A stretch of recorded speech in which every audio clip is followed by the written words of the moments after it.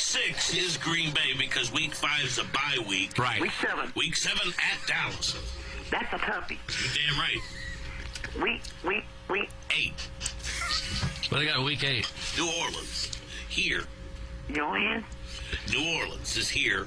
And then we move to Week 9. Tomato. And they go out to the Valley of the Sun. That's against Arizona, the team that used to be here, Douglas. Yeah. Then we get to double digits, and we're at Week 10, and they're at Cleveland. Doug, Week 10. Yeah. And then Week 11. All the way through, aren't we? Week 11, they play Seattle at home. This is where it gets a little easier, Douglas. They get, on November 20th, they get Seattle here, and then a week later they get Arizona here. Yes. So we played in 3 straight weeks. Yes. Well, we play Cleveland, Seattle, Arizona. Yeah, the NFL hasn't done that thing yet where you play a team 3 games in a row. At the Arizona? It's Yes. at Frisco, at San Francisco. Then it's a big Monday night showdown on ESPN against Seattle, at Seattle, and we're down to just 3. And what are the last 3 games? Cincinnati at home, and then they go to Pittsburgh. That could be chilly. That's Christmas Eve. Yes, it is. Happy holidays. And then they finish off the year, Douglas, on January 1st, here against San Francisco. That'd be a tough ticket that day. So we don't have the Indianapolis on the schedule. Doug, Not on the schedule this year, no. So we played at Pittsburgh and at Cleveland, and then we had home games in Baltimore. What about Cincinnati? We got them at home. December 18th, Yeah, Douglas. that's late. So I'll tell you that this schedule, this could be the one that could determine the future of Magnolia. Who? Yeah. I told you, Magnolia? and if we're going to make the playoffs, if they're going to make the playoffs this year, it's going to have to be the first 4 games of this season. Ooh, it's tough. And they're going to decide whether the Cardinals are right or wrong. Well, the Rams are right or wrong. Yeah. So you think if they start off the season 0-4, then there's just some real problems on our hands here? Yeah, it's a real problem. You'll be happy to know the Blues start off with 2 at home to begin the season. October 8th against the Preds, and the 10th, here comes Calgary. Then the 10th, they come and on the road.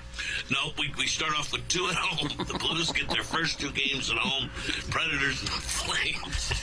They got 81. You going to read 80, 82 home games? They're on the road. The 4 road games. Yeah. Dougie's asking you a question. I don't. I think it's on the road. What? The game.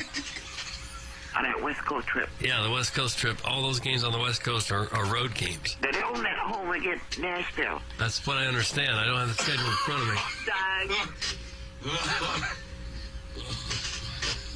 A lot of games.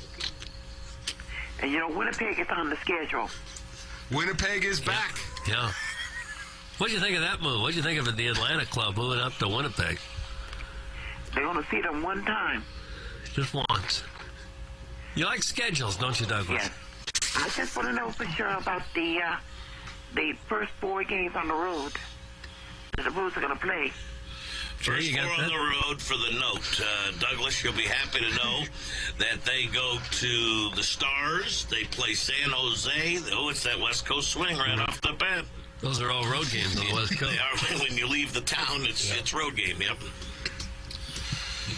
All right, Douglas. And what about San Jose? L.A.? The Los Angeles Kings schedule. Doug, do you have the Los Angeles? They get the Kings the final game of that West Coast trip Tuesday, October 18th. We're going to see what happens to the Blues if things don't get turned around. David Payne going to be on the hot seat if the team don't perform. Just like Spagnuolo and LaRussa. Okay. A lot of hot seats. Okay.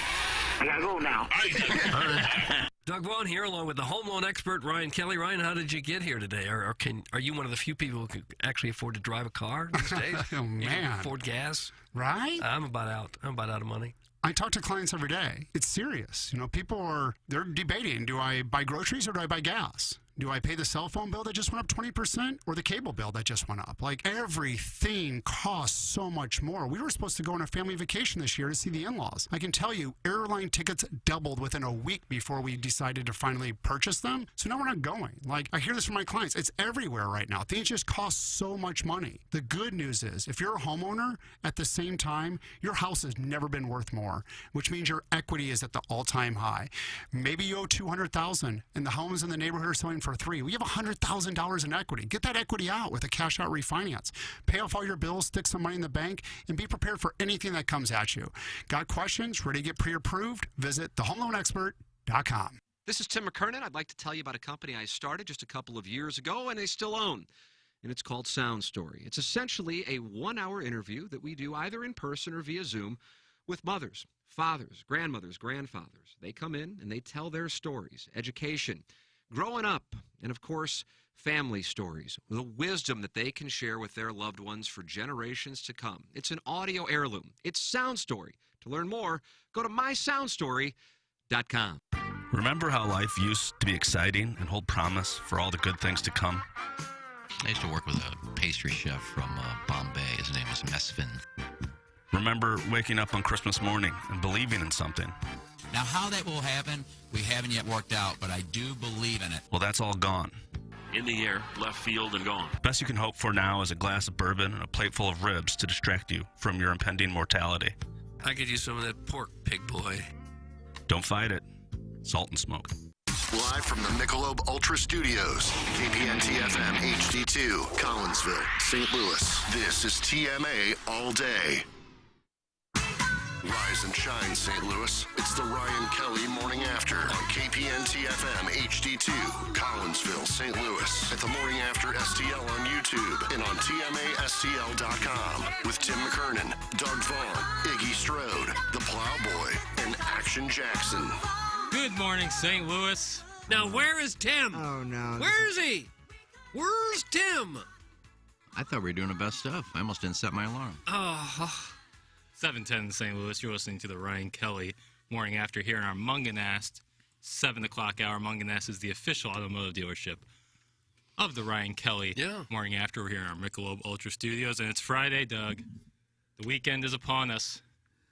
Let's get one more quality 3-hour presentation to send us into the weekend in a good place. The Cardinals got the Brew Crew in town. Yeah. Let's get after it. Oh, okay.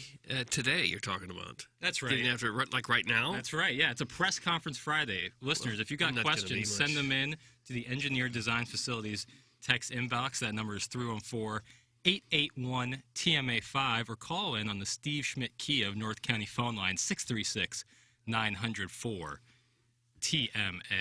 If they sweep this week, do they clinch? No, they don't. No, they wouldn't. Not by a long shot. What about if they get swept? No. Then Still they wouldn't clinch. do that. What? No. But what this feels like is a preseason football game. Why? Week 2, you think you're going to see your superstars out there, and then you got us coming in the studio. Oh, that's the show, not the Cardinals. Oh, no. we got takes. We got takes. Hot ones? Jackson going to the game tonight, so bring home a winner. Are you really? Yeah, I'll be at the ball yard tonight. Dude, it is going to be wearing out some gorgeous. shoe leather. Oh. Yeah, I must be bad luck for Tim.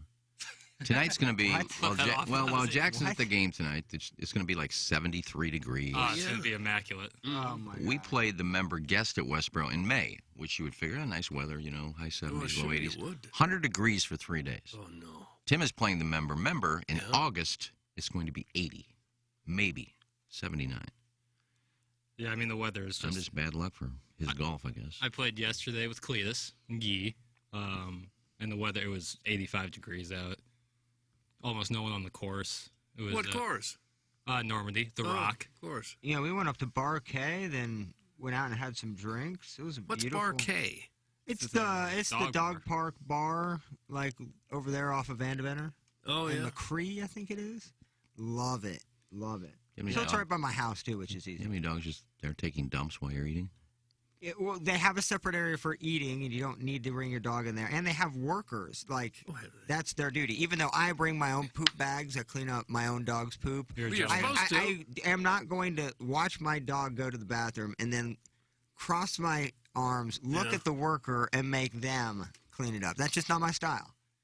No, that's But they got workers there, and it's just a fun little time with the dogs. It's easy to wear them out, so you can just go back home and relax. Lousy, I have a Bar K question. I'd have to think that there's a lot of very attractive young females there.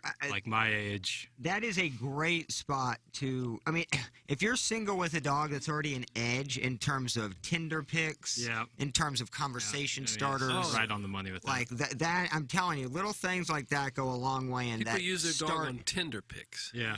And it works. I'm telling you, it works. Like if you're out there in the woods with your dog and you have a picture, you use that as the profile picture. Really? You have dogs, that kind of puts their guard down. Oh, it does. They'll swipe right. You have an instant conversation starter. More than likely, they have dogs. But if you go there single with a dog, you'll have a good chance. You'll be married with a couple of kids a year or two later. Maybe not that. I mean, I wouldn't go. I wouldn't say that's a guarantee. Yeah. Single guys you're talking about on? Single guy can pick up single girls, and vice versa. It's just a really younger crowd. Right. Now, let me ask you a question then. Yeah.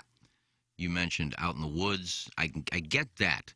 If you're a good-looking guy and say you're on a mountain and you got your husky with you, I get that. If you're sitting on your that's a great if you're sitting on your patio with your poodle and like a Zima, probably not getting anything. I agree. I guess with a current beverage. People still love a poodle. I'm gonna say it all depends. I mean, I think my dogs are super cute, but they're big and they're pit bulls. So like.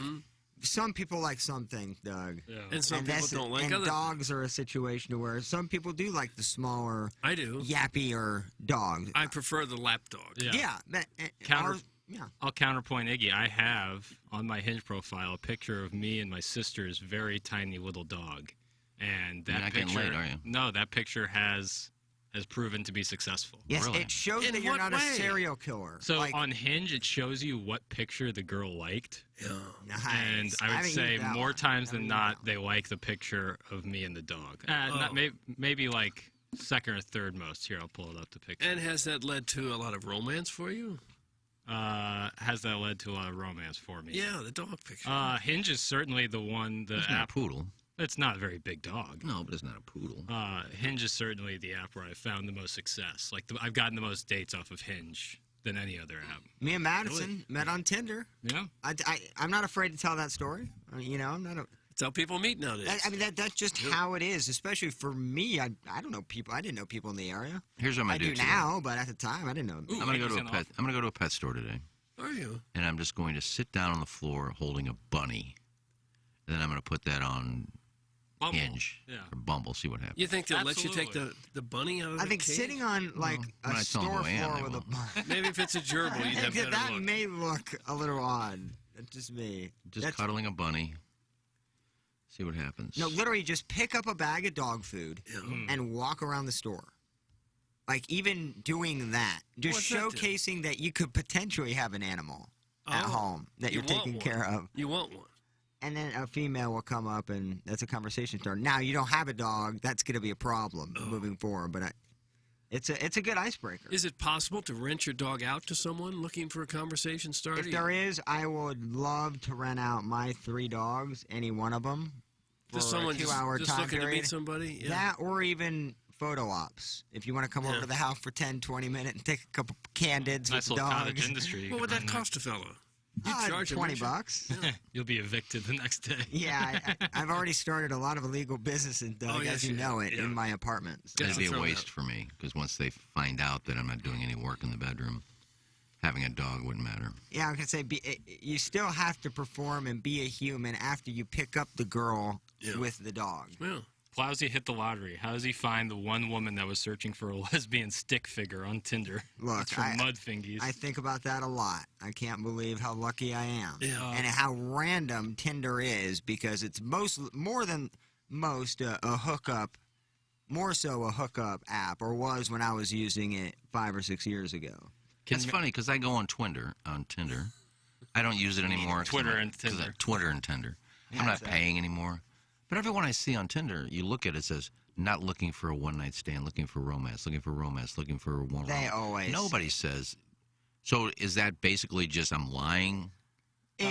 Or do they just say, I'm yes just and looking no. to have sex? Yes and no. With a guy, you never want to do the one-night stand thing. You look creepy. It looks like you just slaying through them, and there's a lot of females. They're a little more conservative. Maybe they're not looking for long-term, and maybe you do hook them up with them on the first date. Well, maybe. But that's up to them. Sure and now is. you're making it a mandate that that's the only thing that they're getting. So I think, there's common... Maybe we should write a book, Doug, about... Well, no woman wants to be. Well, we are studs. No woman wants to be seen Huge as, track record. as easy. What kind of a girl would go on there and say, "I'm looking for a one-night stand"? I've seen it, but it's You rare. have?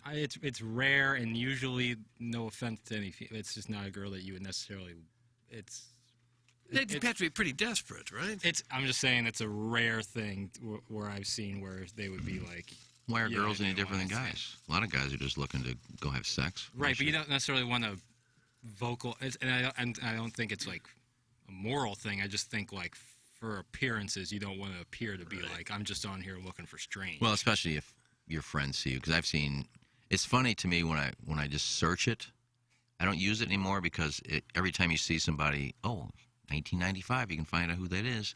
But it says who your friends are on Facebook, mutual friends. And I said, God, look at all the people they know that I know. Yeah. So I just call one of these people and say, do you know this girl? Just Tinder? This is on Tinder? Maybe it's on Facebook Marketplace. Well, that's a whole different thing. Is that a you dating can find app? women on Facebook Marketplace? There's a Facebook dating. Come to your house if you're trying to It's sell the new a chest of Craigslist. drawers. There's a Facebook dating, I think. Is there? There's one that I see that has your mutual friends on Facebook. That would And it's probably one of be the one you can swipe left and right. Sweep on Twinder. Sweep left and right. And it says who your mutual friends are on Facebook. Yeah. And I say, this is like the fourth one that knows this guy. Is it 3 Larry Nichols? Yeah. So, no. And then I see people I know, which is odd. Oh, dude, like in a town like Canton, so you're swiping like Peoria too, because I talked to my buddies who still are around that area, and dude, that's a hard area. One, not a lot of crop, and two, like if you've lived there long enough, you've seen a lot. Even in the smaller towns, you kind of know people, so it's just gotta be just a reunion on Tinder. Just know her. Yep, my brother hooked up with her. Maybe that's a chance to actually hook up with someone that you always wanted to, but you didn't have the nerve to talk to. You mean the prom queen 8 years ago that's now working at the Dollar General? Could be. Iggy, maybe you'd be better off with a picture with a pet moth. That's from a lawyer. A what? A pet moth instead of a bunny. I do like how you went with bunny. Well, I'm just something feminine. There are many dudes that have pet bunnies. I don't know what this text means, but I'm going to read it anyways. Milky isn't having sex with anyone. Head back to the me, myself, and Irene set. That's from the 314. You talking about me? I don't know. Anytime someone says something about like really pale skin. Well, I've been called leather, so I'm not milky. Is Ken old and dumb or dumb and old? That's from Arbor Day. A little of both, I guess. Yeah. Well, a lot of one, a little of the other. I guess everyone's just a little dumb. Doug, the Cardinals lose last night. Or yesterday. Yesterday afternoon, yeah. yesterday. And so I'm not going to really be much good to you today. Lose 2 out of 3 in the Mile High City. Dak Hudson. What about that whole deal? That wasn't bad. He was okay. It was Cabrera that got knocked around. Yeah. Cabrera was a drill. That game got out of hand in a real hurry. And they still had a shot there at the end. Mm-hmm. They had Goldschmidt at the plate with the tying run. And then they had Arenado at the plate with the go-ahead run. And just couldn't get the hit. He looked at a strike 3 pretty much right down the middle of the plate. Well, he was back home. He was back home in Denver. Had a home run, I think. He did. Yep. He did. Yeah, when you combine Goldie and Arenado and just what the production this year, it's been. That's why we were also gung ho on them being aggressive at the deadline, because it's not necessarily you're going to get this out of especially Goldschmidt in the coming years. It wouldn't have mattered because the bullpen. Well, Cabrera sucked. But you go 4 for 5, home run, double, a couple singles, and you'll sit Pujols the next day, don't you? That's what you do. Well, yeah, I don't think I would have. I'm always play the hot hand type of guy because I think most hitters are streak hitters. and they get in a zone and they can hit anybody and everything looks easy to them, and then you get in a zone where there's nothing you can do to put the bat on the ball.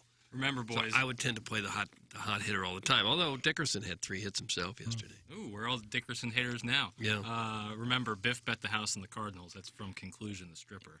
Yeah. Yeah, that's you throw that one in the loss column. But he's been red hot with the Cardinals recently, so I guess you just kind of... I mean, do you see his bets? No, Does he doesn't. show you the Luckily, I don't slips? get those texts. And he plays on credit for his bookie up until, 5,000? So he's kind of free-rolling a little bit. Yeah, maybe. He said he won $10,000 the other night. That's what I'm saying. He's a guy that will win big and lose big, and that kind of, And can afford to do it. Hell yeah, he can. God, that shop that he has. What's this donut you're having now? Same one yesterday, baby. Look at that one. That looks like a donut straight out of like a catalog for donuts. That's like a picturesque donut. Big fat glaze with chocolate icing on it. Is it fresh? Oh, yeah. If it's fresh, they're great. If they're just a day old, they're just terrible. Oh, they're fresh. You throw them in the microwave and it kind of mitigates that. Yeah, just like for about 6 or 8 seconds. Is that it? And like a scallop for a minute that I put it in yesterday. Man, I tell you what, that was one of the funniest things, and it was instant. The wafting took maybe 5 seconds, and it was mustard gas. We had a definite Dutch oven situation. That was a problem yesterday. Was there any fallback from that from the rest of the? I didn't see an email. No, there was no email, and I didn't see anything. Ken cleared out of here quickly yesterday. Yeah, usually the walks of shame. The one that really doesn't like it is Donnie Fandango. He will usually he'll call you out. Tweet something about smells. You were here after Balloon Party yesterday, were you not? And I was nervous that you were in a meeting with management after the performance yesterday. No, how about you come into this? No, 10:01. I need to see you. No, we had. Why was I here? I had something to do after Pepperoncini. I forgot what it was. Oh, speaking of Pepperoncini, Randy Carricker will be taking care of Balloon Party for the hour because Tim is a golf tournament. You didn't say about this today. So I will be another guest appearance on Pepperoncini. Nice. You four are content gold mines. 1 week, it's a minivan driving toker claiming he can smash 30 sliders. The next week, it's an old dried up foreskin claiming he can top 68 on the gun. This week, it's a wispy haired 16-year-old dude that's never seen telling us how to get laid. Keep up the great work, fellas. That's from Nathan from the east side of Alton. Oh. We're giving tips. Not stock tips, but dating tips. Yeah. And I think that's very important. Life Sherpas as much as anything. I concur. So this is the show, eh? It's from the total package. You got that right. This is the Munganast 7 o'clock hour. Plaza, I'm going to pitch to you because I want to hear more about the wonderful people, Clayton Patterson, Jamie Burkhardt, Peter Munganast, over at Munganast. Munganast, St. Louis Acura, and Alton Toyota, the official automotive provider of TMA and the Tim McKernan Show podcast, the company that we work with and we are proud to recommend to our audience. At this point now, you've heard me talk about Jamie Burkhardt. You've heard me talk about Clayton Patterson. You've heard me talk about Peter Munganast. And we talk about them because we know them personally, and we want to send you to them so you can have the best car buying or leasing experience possible. Or you just need to get your car repaired or maintained, and you're like, well, I didn't get my car from there. Doesn't matter. They'll still take care of you. Go to stlouisacura.com or altontoyota.com or email me at tmckernan@InsideSTL.com, and I will connect you with Jamie Burkhardt, the general manager, and now you will be experiencing the difference that we have been experiencing on TMA and the Tim McKernan Show now for a few years. It's Munganast online at stlouisacura.com or altontoyota.com. It's Munganast, St. Louis Acura, and Alton Toyota. Can we address something real quick? What's and that? I love Munganast, by the way. Yeah, I love that Toyota Highlander hybrid they got. I'll take my van in next week. They will just tip-top shaped. Everything they do is just unbelievable. And if you go in there, their new service department is phenomenal. You leave there thinking, why haven't I been taking my cars here my whole life? Why don't I buy all my cars at Munganast? I told you, should. Before even Munganast hopped on the show, I bought our van from Munganast because of people that I've heard had great experiences, and then you see it firsthand. Oh. But what I wanted to bring up is that not the loudest vibrator on a phone on the planet? Like, I can literally, and I said that the other day, I can feel it over here as if like it's my own phone. I can't even change my phone to that kind of vibrator. Maybe he's got it on super vibrate. He leaves mid-show, and then the phone just instantly starts ringing. Yeah. I never have the sound on my phone ever, like ever. I never have those. No, it's on vibrate. He did the vibrate, but I feel like the vibrate is so powerful. If you have that in your pocket, I feel like that could like cause. Wake you up. Your phone's been going off, Iggy. It did. I have it off twice. Yeah, you did. And I'm commending you for it, but I felt the vibration. The whole desk shook. Well, usually when we do one live, we do two. So I just went and got coffee. Well, you want to do a little double shoot? All right. Wow. Message heard loud and clear.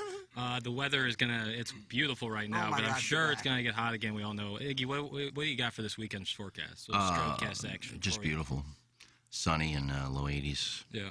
I don't see rain in the forecast till I think next Tuesday maybe. The heat will come back. A little bit of front moves in, but we'll have 90s before August is over. Well, if that when that happens, because we all know it will, and your HVAC system isn't working, you need to call Seth Goldcamp and Design Air Heating and Cooling ASAP. Pleasant, can I hear a little bit about Design Air Heating and Cooling? Design Air Heating and Cooling is the official HVAC provider of TMA and the Tim McKernan Show. I am a client. Doug Vaughn is a client.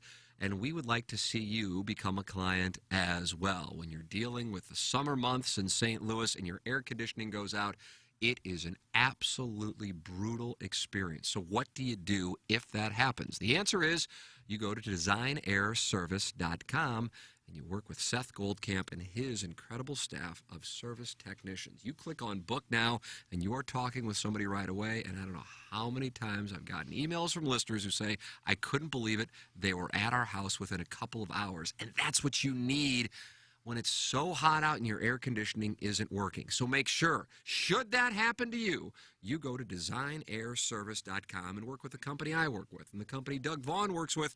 The company is Design Air Heating and Cooling, the company you should be working with. Online at designairservice.com. That's Design Air Heating and Cooling. Doug, I think more important than the Cardinals you got the second place team in the Central, where they a half game up on the Brewers. I believe that's correct, yeah. But meanwhile, in Double-A, Chandler Redmond last night. He do it again? He hit, not for the cycle, but for the home run That was cycle. 2 nights ago. 2 nights ago. We talked about that yesterday. Did we? Yeah, we sure did. Solo home run, 2-run homers, 3-run homer, grand slam. What was I, asleep with the switches? I guess. You had your mic off. All right, well, swing and a miss for me there. Why don't we call him up? Mazel tov nonetheless. Mazel tov nonetheless. He's hot. Get him in the Can you just dump out of that?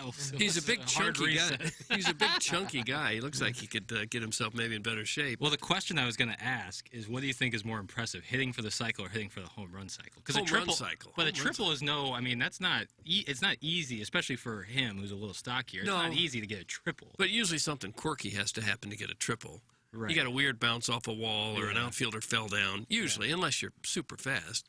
But the home run is the ultimate hit. So I think the hitting home one of runs those is better. never happened in the majors and happened once before, I guess, in the minors. So it's only the second time. It's that is crazy. I'd be surprised if not. Pujols needed a triple the other night for the cycle. Not going to happen. I'd be he would surprised. need 2 caroms. I would be Someone needs surprised. to like break an ankle. I'd be in surprised. right He's a field. good base runner, no speed. I'd be surprised if he's ever had a hit for the cycle. I don't think he is. He wasn't. I mean, he wasn't ever fast, but No. he was. Well, in He's a good base runner. early 2000s, he could get around. Had a lot of stolen. He was a great, intelligent base runner. Well, when Arenado did it, this year he did Yeah. it, right? They said that the previous time a Cardinal had done it was Grudzielanek, and that was like 2002. So that would cover almost all of Pujols' years. I Wow, don't know. really? Grudzielanek.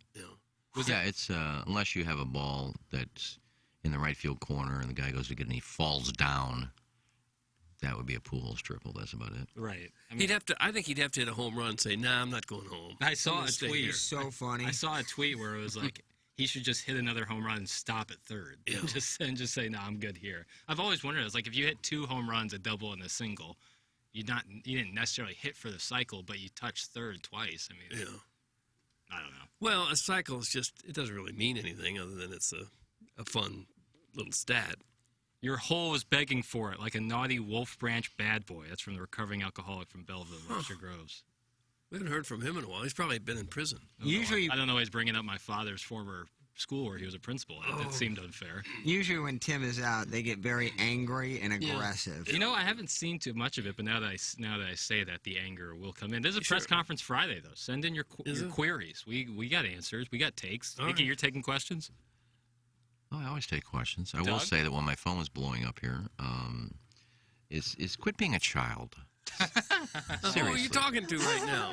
I know it's the same person every day. Who? He just changes the number, but it's always a 618, so we know Who is it? We know who the dicks in 618 are. Who?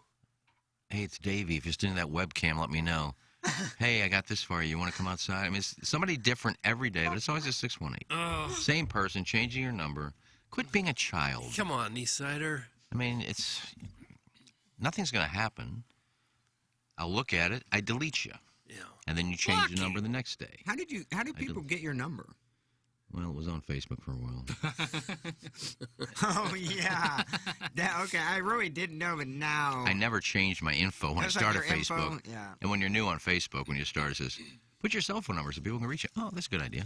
And no, it's not a good idea. It was like 10 years later when it started when me and Roderick were in Florida and we kept getting I kept getting calls on my phone. It was, your number's on Facebook. Yeah, better change that. Did Jackson seriously ask which is better, the home run cycle or 16 total bases? That's from Dan in Wentzville. It's food for thought. It's the home runs, because at some point you're comparing one of the home runs to a single. Yeah. And one of the home runs to a double. I mean, yeah, hitting 4 home runs in one night is impressive on its own. But yeah, that's only happened a handful of times. Was it the interview with the Reds reporter where he says, you were trying to do that? Yeah. That was a 4 home run game, right? That dude was so nervous. And hard-hitting Mark Whitten did it for the Cardinals. Mike Schmidt did it once. Would Tatis's 2 grand slams in one inning be like the most impressive? Oh, that's like the single game stat. That's the pinnacle there. See, I don't think it's that impressive. I mean, you've had 2. There's guys that had 2 home runs in an inning.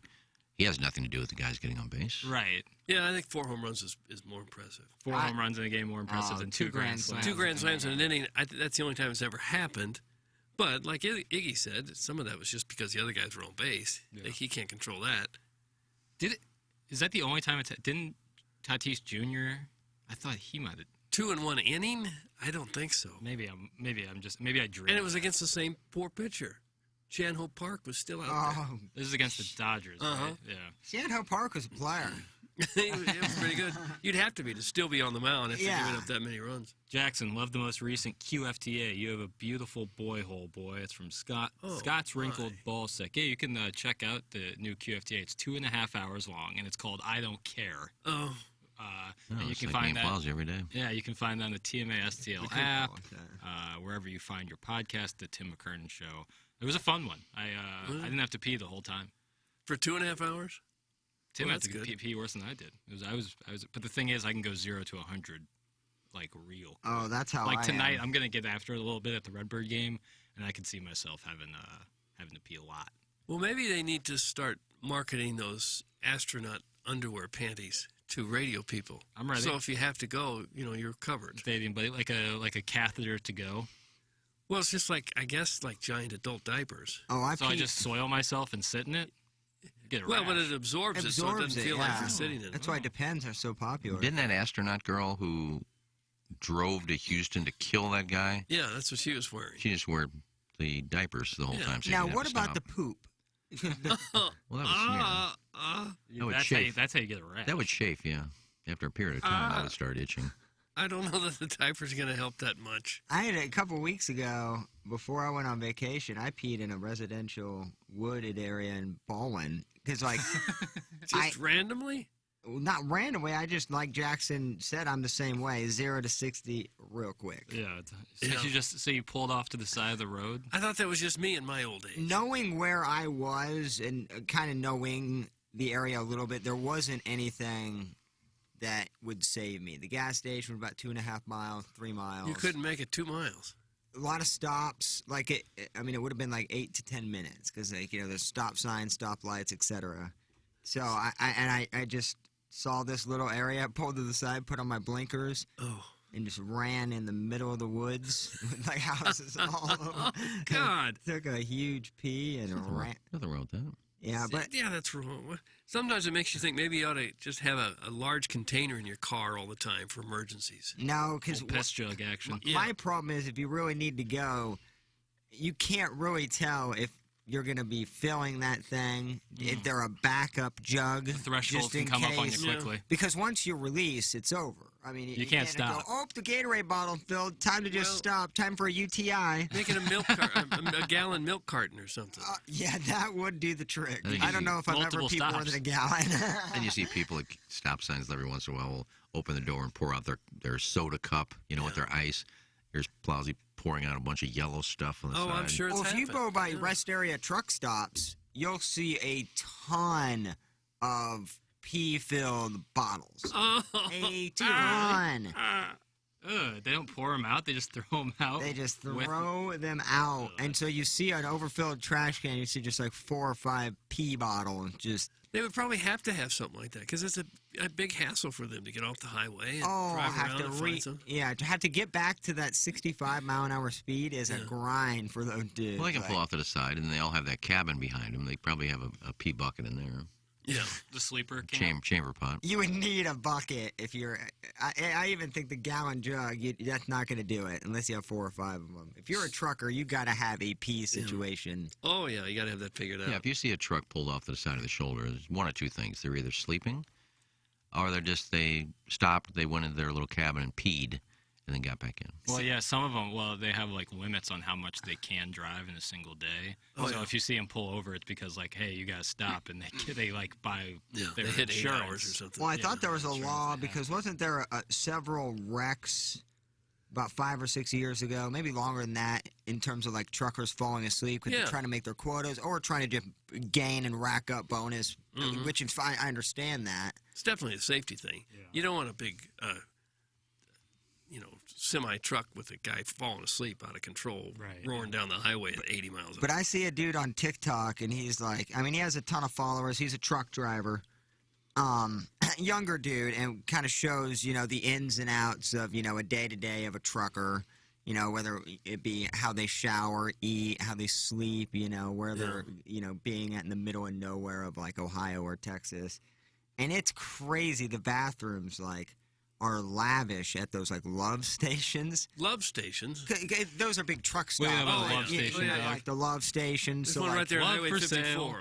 And they're like $15 a shower. But this dude is set up. He has like a grill and like he has a dishwasher, like a little portable dishwasher. So he'll sit out there in a lawn chair just at a truck stop cooking a steak, marinating it, and then does the dishes, and then just drives away. So if you're set up in there, it wouldn't be terrible. I think it would. After doing that, like 46 hours of driving, I could not do that for a living. That would kill my back. That's one job I could not handle. I couldn't do it. When I was, I could maybe drive around town delivering things, but not interstate. Not just interstate highway. And people are dicks and will just cut you off and like, because I've done.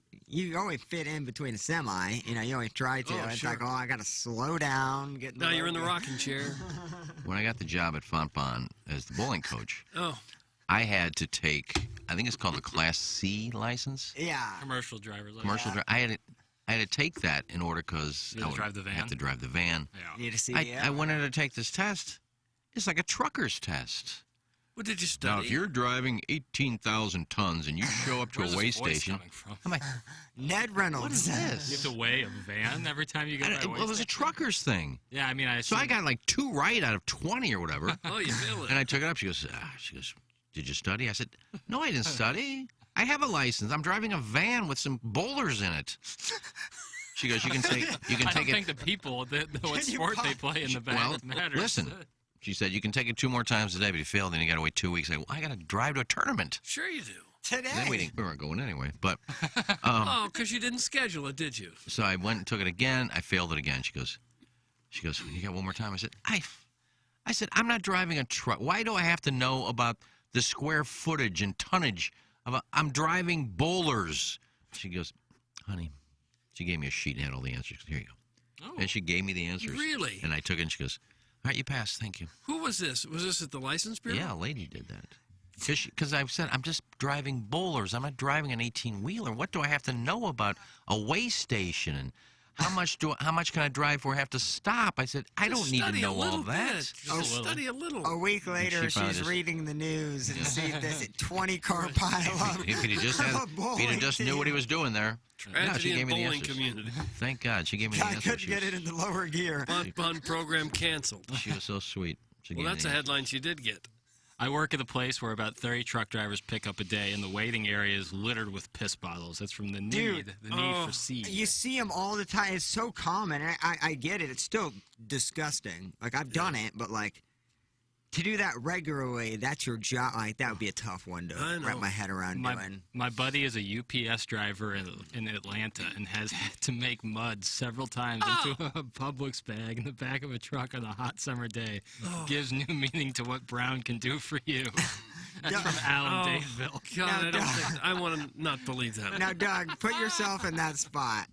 Like, what are you thinking at the time when you're putting your third grocery bag into a, like, area to poop in? Are you thinking career change? What are you thinking at that? You wouldn't have to as UPS. You stop at QT or someplace like that, right? You pass 1,000 of them. I'll take things that didn't happen for 500, Jackson. That's from Conclusion this trip. Well, it did happen. No, it didn't. Not for the UPS guy. I'm sure he's talking about me taking my test. Yeah, I think he was talking about the test taking. Yeah, I made that up. Yeah, that's just off the top of my head. You know what? I'm going to go in today and lie about taking a truck test. How about that? I know we're going to talk about it. How many times you drive the van to a tournament? A couple. Couple two. And the first time I got one tank. The first time I drove it, need to fill up. Going to Granite City for a tournament. No, I'm sorry, St. Clair Bowl. I got a ticket. How fast were you going? 80. In a 60? Yeah. Yeah, they'll get you for that. Yeah, the bowlers laugh at you that you got this ticket? I don't believe I ever paid it. The law doesn't apply to you. Can you imagine the? No, I'm not going to get. I knew I was never going to use that van again and get pulled over, so I wouldn't. Well, it's not the van they wanted. They wanted you. Yeah, they got your license. Well, how often am I in Illinois? Well, if you get stopped anywhere. Well, there could be a warrant out for my arrest in Illinois. Have you been pulled over since? No. Well, that's what I'm saying. In Illinois, just your be careful. time is coming. Just be careful. If you for whatever reason had a warrant out for your arrest and you had to put you in jail for like 4 or 5 hours, who you calling to bail you out? Well, that happened to me. Cletus? That happened to me. I was going to work, and I got pulled over for kind of like what I do here every day. But I didn't run the red light. And what you do every day is make an illegal left turn on a red light. Yeah, I run that red light. But before I got to the red light, I pulled in. Police are listening. I pulled into the parking lot, and then went to the exit of the parking lot to avoid the red light. I didn't run a red light. I just went to the parking lot, went to the exit, got it the other way. Sure you did. Well, he pulled me over. I said, "What'd you pull me over for?" He went through that parking lot to avoid the red light. I said, "No, I was pulling in here to get something, and then I decided I don't have time to do it, so I just left." He's probably heard that one 1,000. No, you can't prove I did that. But anyway, he said, "Your license," and he found there's a warrant for my arrest for a meter ticket in Clayton, a parking meter ticket. Well, you had to pay him. But I didn't have it. Well, you know, people mess around all the time. They walk by, just take it off his windshield and throw it.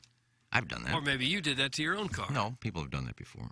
I've done it to other people just to F with them. But I didn't have a ticket. If I did, I would just go. It's like 25 cents if you pay it right away. I said, I never saw a ticket on my windshield. That's meter not an ticket. excuse either. I had to go sit in a thing for 3 hours. Yeah. Pay the ticket. And my sister had to come get me for that. So normally if it's something like that, if it's not, it's going to be, they release you on your recognizance. Recognizance. Whatever. Put me down for 1,000. That story never happened. That's from Harrison. Well, that did happen. See, I got one that's show related. I don't know if I've actually told this on air. I don't know what. Doug, TMA exclusive. Well, now that we're not at. Right. I didn't want to say at the previous point because that's where I was working at the time, and I didn't think the story was appropriate. So it was.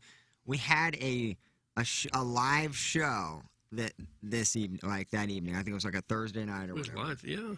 And so I think it was kind of out there. I think it was either in the Illinois side or whatever. So I was driving there to it and got pulled over and had a warrant out for my arrest for, it may have been weed related from like when we had the St. Charles location. It was where they took me was St. Anne.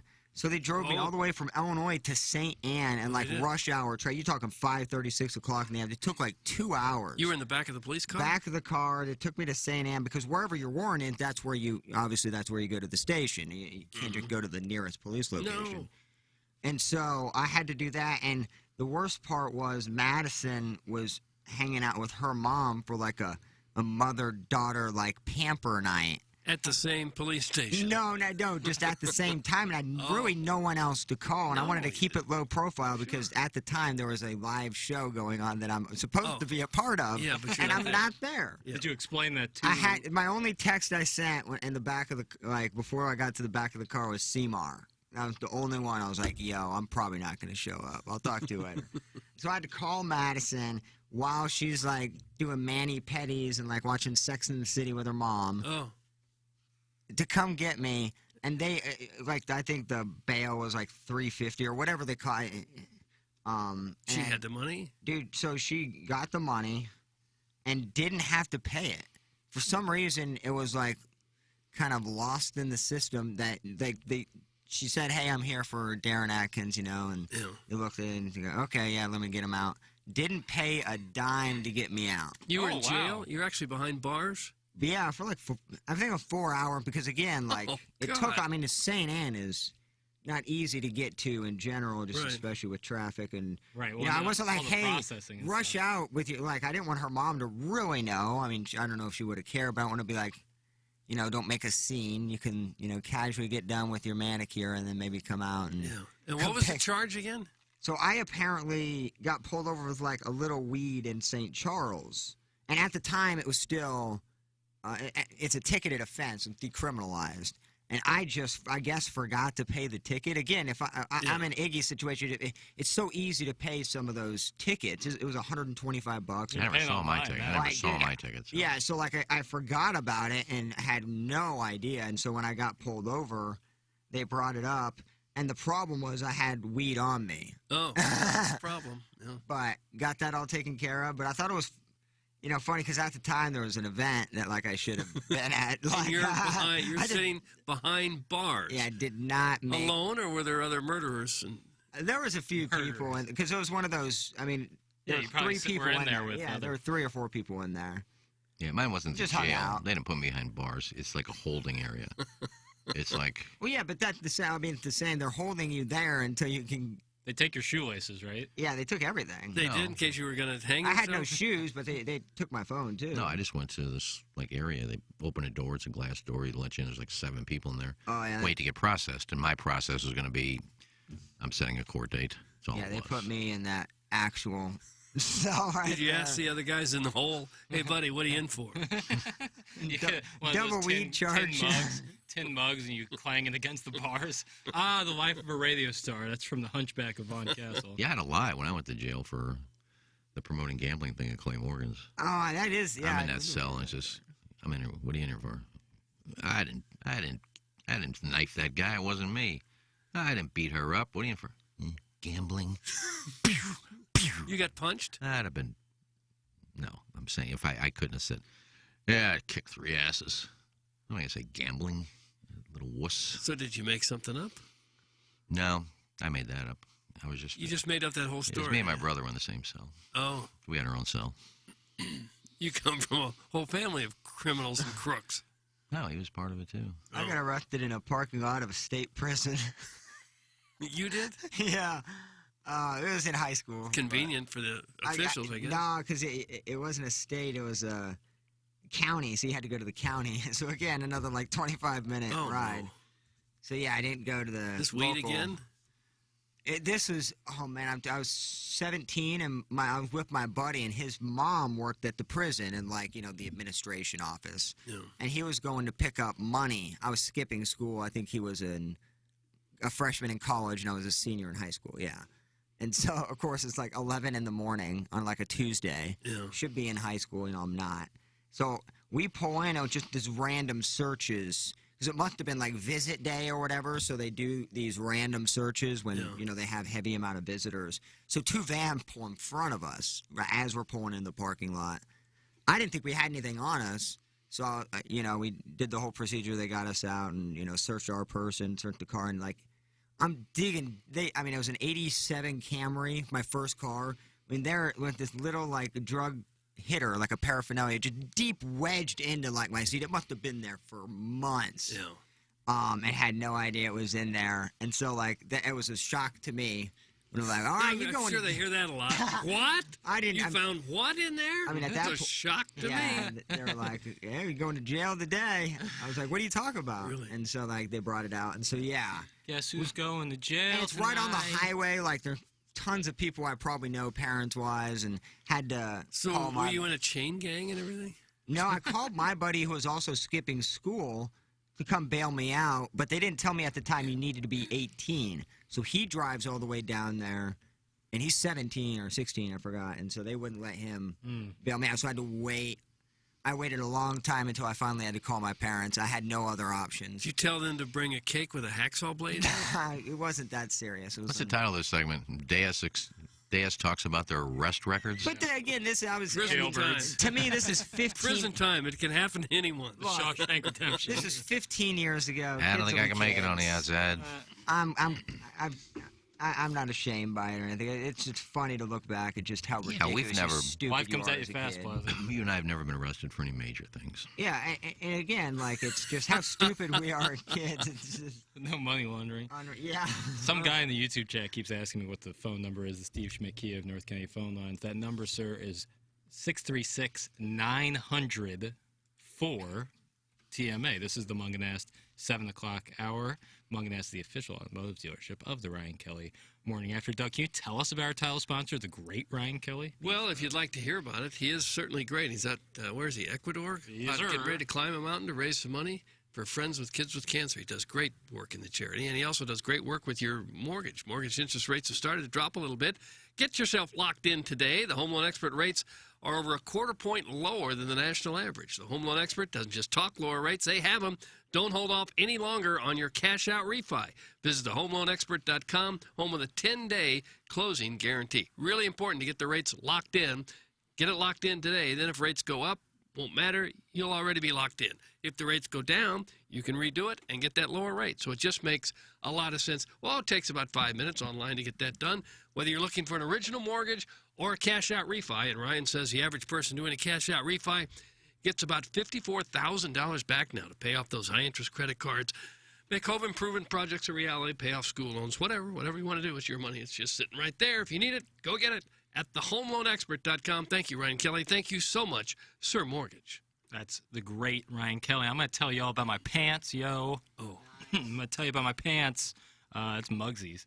I like rocking those. I'll probably be wearing my Mugsies tonight at the Redbird game. They're perfect because they go with everything. They're so comfortable. It's not going to be super hot tonight, but even if it was, I would be comfortable in my Mugsies. I'm not going to be worried about swamp ass, bat wings. Rest in peace to bat wings. Rest in peace to swamp ass when you're wearing Mugsies. Thing of the past now. Yeah, but then also be ready to gear up for the fall.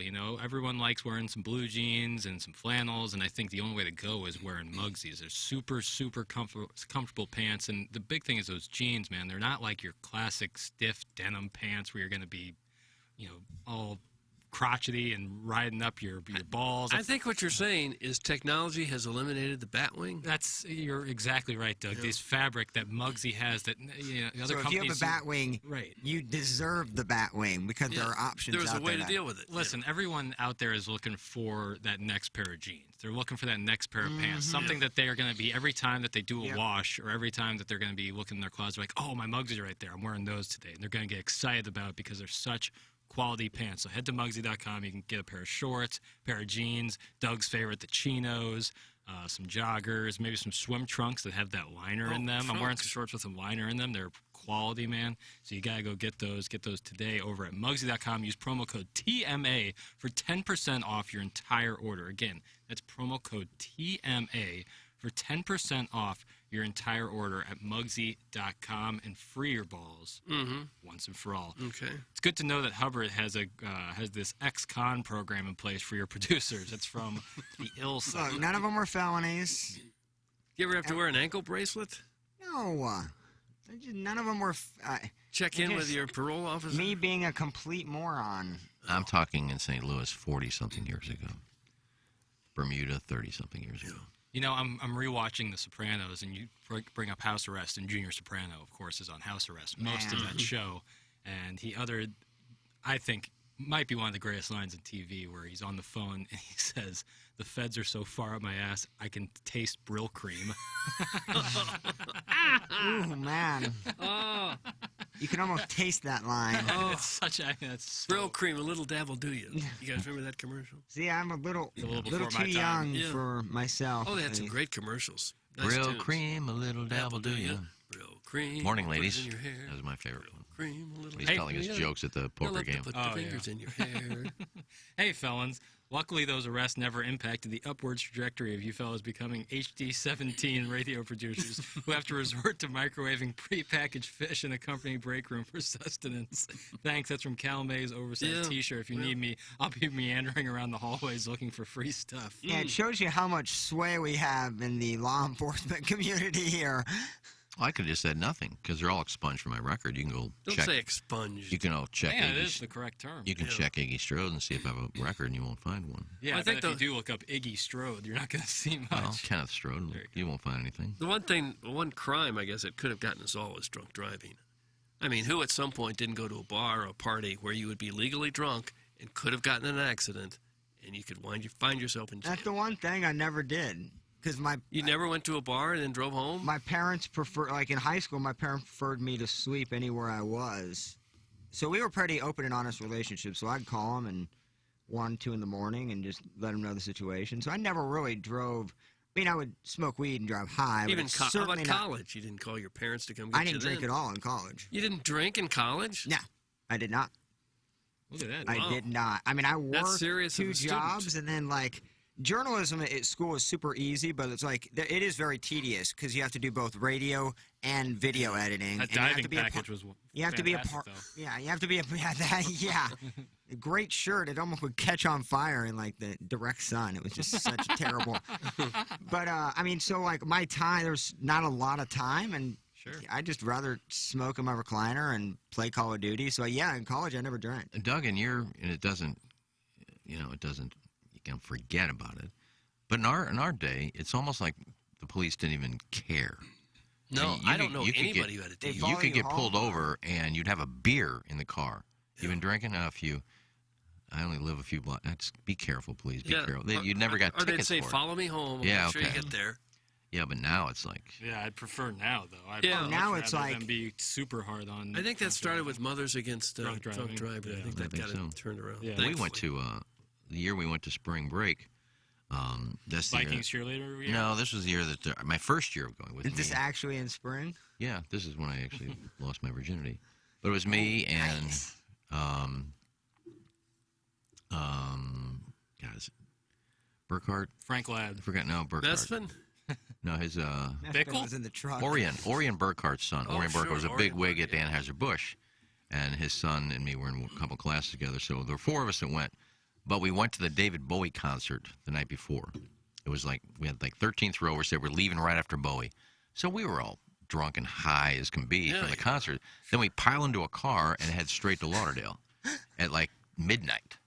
Then we had a couple cases of beer in the car. So we were drinking and driving straight through to Lauderdale.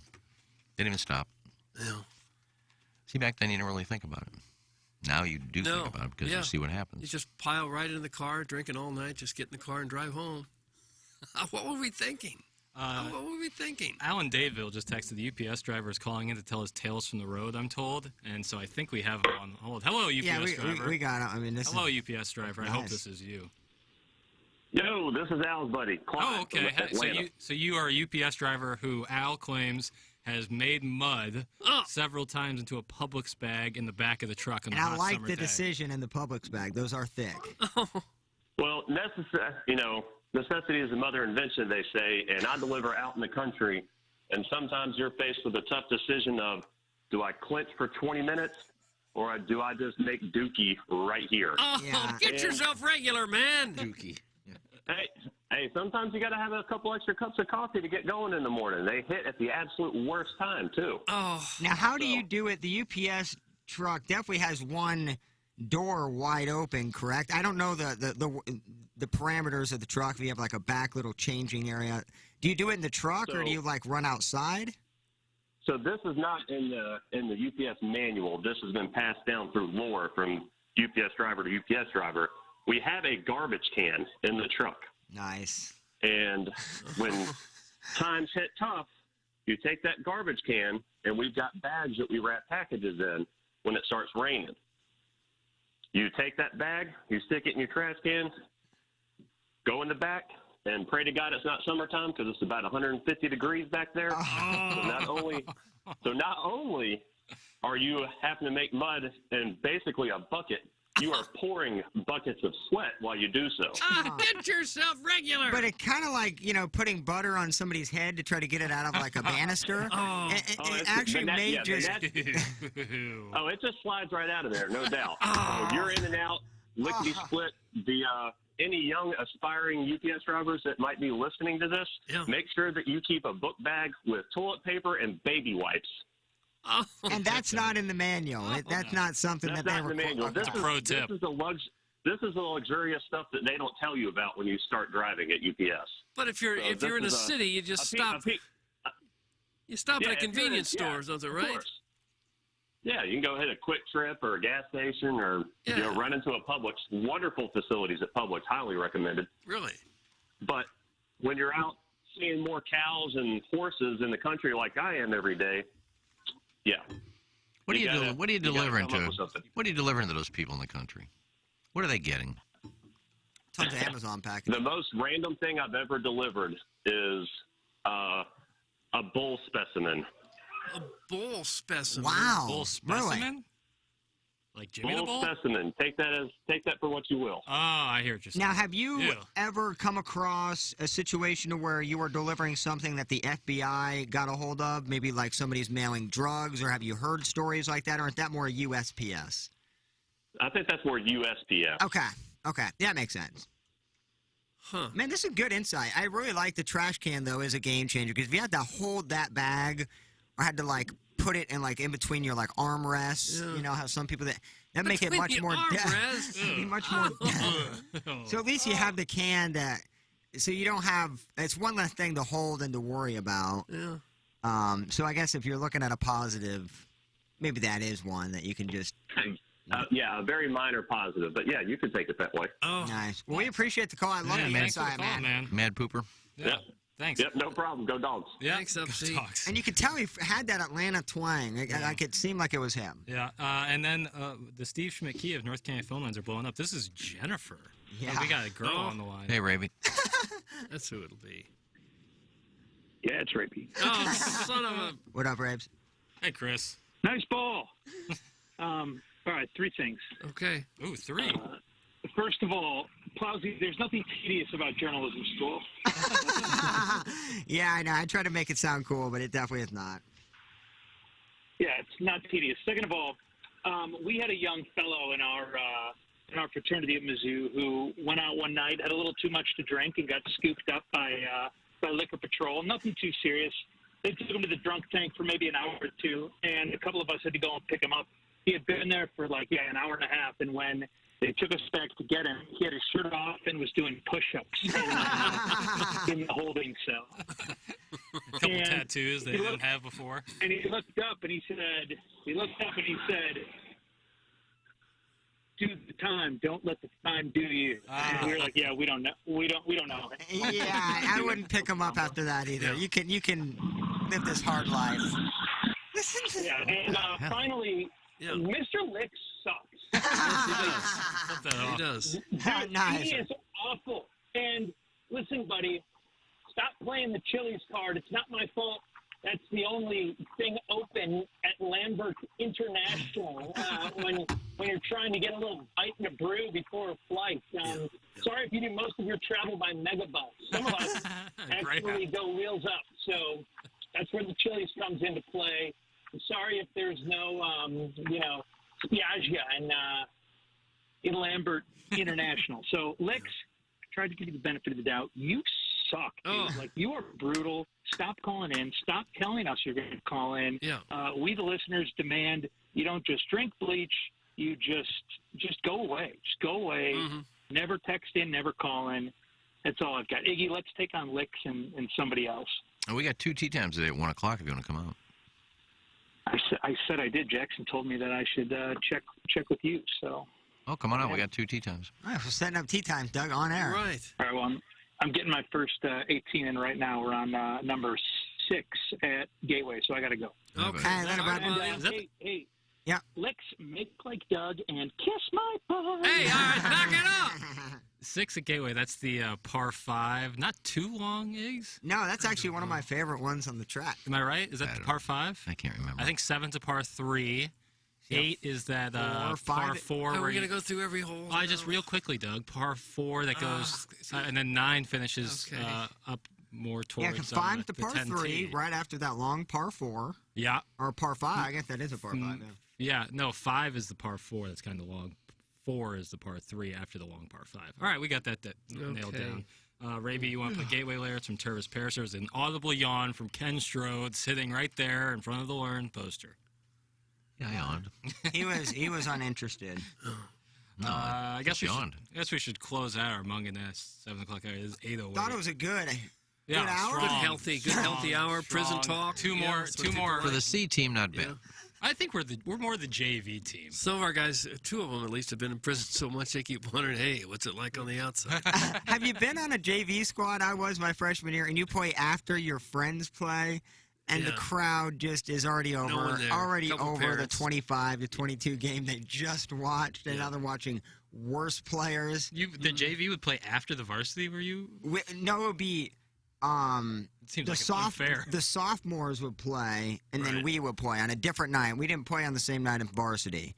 So the sophomore would get off the court, and you just see the JV just ragtag squad just throwing up bricks in front of just parents. And the only parents... Were you ever on the varsity squad? I didn't. I only put basketball to my freshman year. So, no, I had no interest making it big in athletics. I kind of knew where I was strung out. I kind of knew where I was physically. Doug, they say you do 2 days of jail. The day you get in, the day you get out. Yeah. Wow. You were preparing for life on the inside, man. Coming up on the Captain's Log. Next hour, we'll have the drops of the week, and then the Maggie O'Brien's 9 o'clock hour. We'll have the Burr Rally Cutlery Cuts of the week, and Design Air Heating Cooling Email of the Day. The August standings are as followed, Doug. 4 wins for the JV golf coach, 2 wins for Kevin Miller, and a win apiece for each the 830 Recreator, Los Ween, and Cal Mays oversized T-shirt. And so we'll see if anyone can even up the score. Can someone get a new winner today? Will the JV golf coach return? Will Kevin Miller implore his spell check? It's all to be determined. Yeah. You got to listen to find out. It's a press conference Friday. Get involved on the EDF text inbox. It's 314-881-TMA5 or call in on the Steve McKee of North County phone lines, like the UPS driver who took a crap in the back of his cabin, and Jennifer, a.k.a. Raby. That's 636-904. TMA will be coming back with the appliance discounters 8 o'clock hour on the other side of the break. This is the Ryan Kelly Morning After Live from the Michelob Ultra Studios.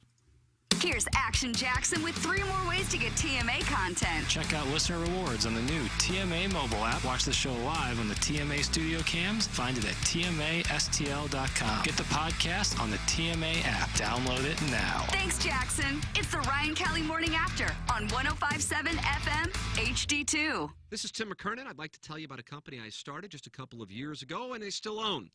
And it's called Sound Story. It's essentially a 1-hour interview that we do either in person or via Zoom with mothers, fathers, grandmothers, grandfathers. They come in and they tell their stories, education, growing up, and of course, family stories, the wisdom that they can share with their loved ones for generations to come. It's an audio heirloom. It's Sound Story. To learn more, go to mysoundstory.com. Hey, it's Jackson for Rosalitas. TMA listeners know that Rosalita's Cantina has the best patio and the best Tex-Mex in town. From tableside guac to piled high nachos, the amazing menu at Rosalita's is full of classic Mexican dishes. Plus, it's always time for a margarita, and Rosalita's has the most delicious house and specialty margs in town. Enjoy happy hour specials Monday through Friday from 3 to 7, and let Rosalita's cater your next event. Check out rosalitascantina.com or visit the downtown or DePere location today. Time to get your fiesta on at Rosalita's. Okay. Hot takes. Yeah. Pepperoncini. Pepperoncini. And now the Pepperoncini Show with Darren Atkins and Ken Strode. All right, take it, fellas. There it is. That's the open. Pepperoncini. Pepperoncini. Pepperoncini. Pepperoncini. Pepperoncini. Pepperoncini. Pepperoncini. Pepperoncini. We don't know what it is. We don't understand the name. We just know it's stupid. And it's available every weekday, featuring Iggy and the Plowboy. Apparently it's some kind of a podcast or something. Available at TMASTL.com and on the TMASTL mobile app. Whatever. There's a lot of common sense and Western wisdom like don't squat with your spurs on and always drink upstream from the herd. And there's also some Western wisdom that's less common, like never steal from a bear what you can't make for yourself, or a man doesn't know his worth until he's eye to eye with a rattlesnake holding a toad. I'm sure there's a good lesson in there somewhere, but there's one lesson that is perfectly clear. Fistful of Bourbon is an award-winning blend of 5 straight bourbons and as smooth as a banker on Friday. Get wise and pick up a bottle today. Don't be a damn fool. Please enjoy responsibly. Imported by William Grant & Sons, New York, New York. Sunday, August 14th on KTVI Channel 2, the Keep Climbing Foundation will be airing a special program, Climb for the Kids. Watch 2 of our recent film projects, Switching the Summit and More Than a Crown. Hear Alec Ingram and Elizabeth Widener's story and learn why we climb mountains every year to help the fight against pediatric cancer. Follow Keep Climbing Foundation on Instagram or Facebook for more information. KeepClimbingFoundation.org. I'm a lemming, he's a lemming, she's a lemming, we're all lemmings. Wouldn't you like to be a lemming too? Yep, you're a lemming, so get ready to lem it up. The Ryan Kelly Morning After presents the return of the Lemmings Open, September 23rd at Normandy Golf Club. Brought to you by Michelob Ultra. It's only worth it if you enjoy it. Get your foursome together and join Tim, Doug, Iggy, Action Jackson, and the Plowhawk for a day out on the course. Tickets are $85 a person and include golf, all your Mich Ultra beer, plus breakfast from Donut Drive-In, lunch, and after-party food from Uncle Leo's Pizza. The Dotem tournament sold out in 3 minutes, so be ready when these go on sale starting Monday, August 22nd at 8 a.m. at TMASTL.com. A portion of the proceeds benefit the Megan Meyer Foundation. The return of the Lemmings Open, brought to you by Munganast, Acura, and Toyota. Better than ever for you, their customer. Get in on the golf so you can be a lemming too. You're hearing TMA all day on KPNT HD2, Collinsville, St. Louis, featuring the Ryan Kelly Morning After, live from 7 a.m. to 10 a.m. Then a full show replay from 10 a.m. to 1 p.m., followed by the best of TMA from 1 p.m. to 7 p.m., and another same-day replay starting at 10 p.m. Find the full schedule at TMASTL.com. Brought to you by Ryan Kelly at thehomeloanexpert.com, the most efficient mortgage process you'll ever experience. Tim, Doug, Iggy, Plowsy, Action Jackson. The Ryan Kelly Morning After, 105.7 HD2.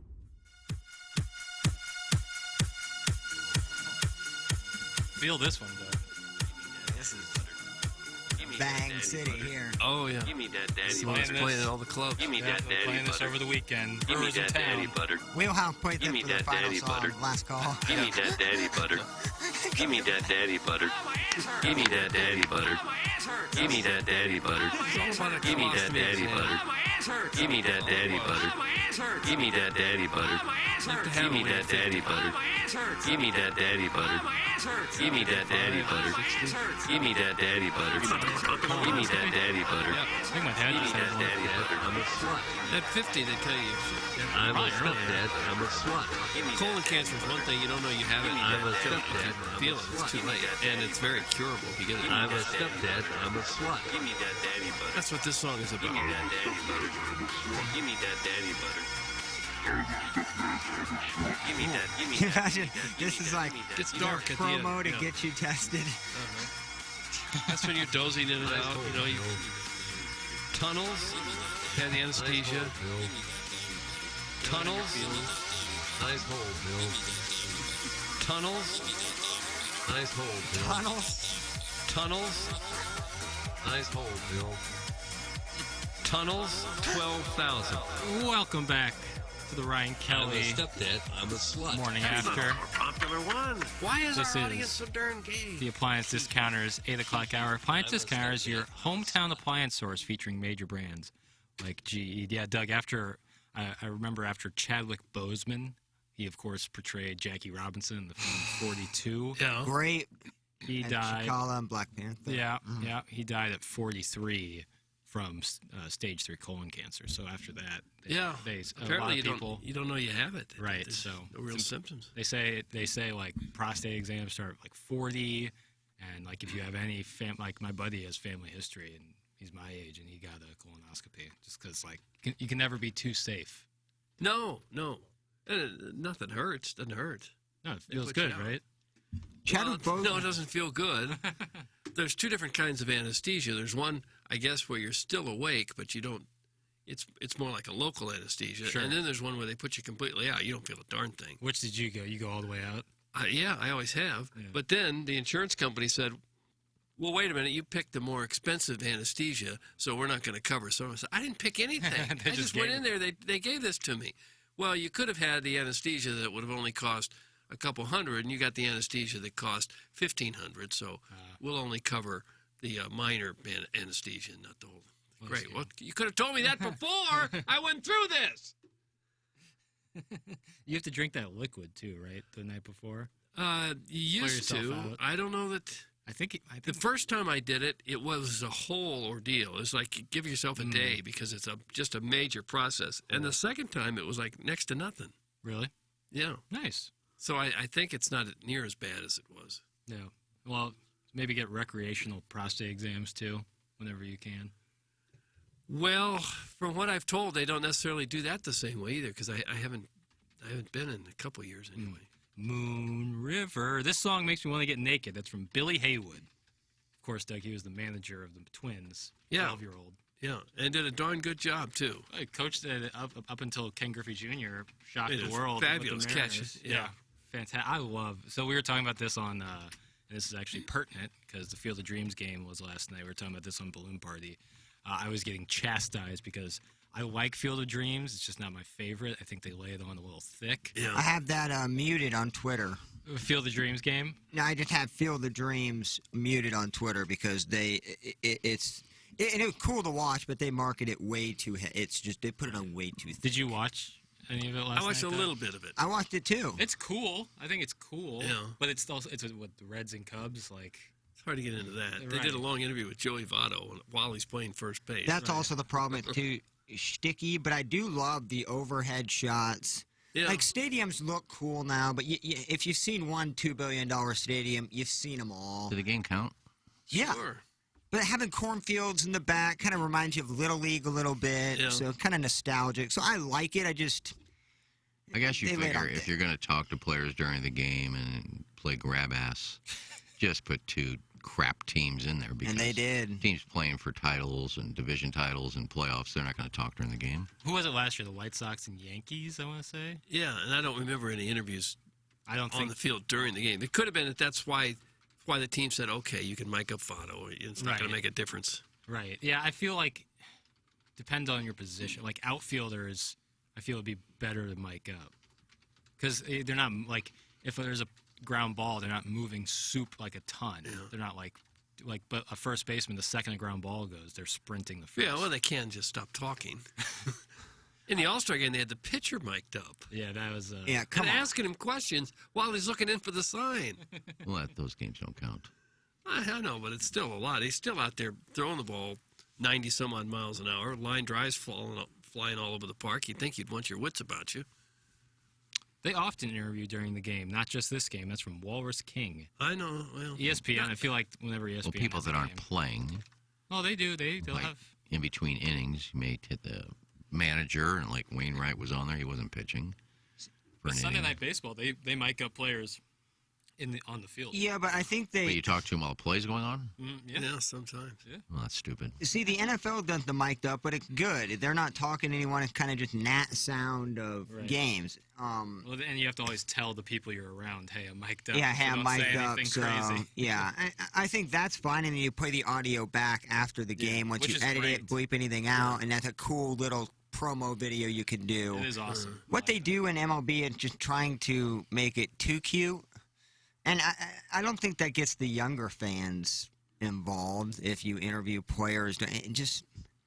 I don't know. No, If that's the reasoning for it, I think it's a hit and a miss. I think it's just to make the broadcast more entertaining. I don't think they're looking for younger fans because of that. NFL Films was the best when they did that. That was hands down the best. Yeah. Oh. Yeah, it's they Because they had the coach in this. I don't know if it was Lombardi or it might have been Vermeil, but they were going to overtime and he went to the ref. We get sandwiches or anything before this thing starts? Yeah, it's just funny as hell. Who was it? The Sables? Weren't they? I think they're both passed, Steve maybe? Sable passed and his dad started it. His dad started. God, those voices are like just ingrained into your head in terms of watching NFL Greatest Films. That was John Facenda was the voice. What did you the voice? Hot stuff. Yeah. Had a license to thrill. If there was one voice that I would want to hear every morning, that's the one. Bill George came at you like a hurricane. And you know the one all they- you could do was batten down the hatches and one hope they there was- was something left when the storm passed. The one they always use is the frozen tundra. You know, that never happened.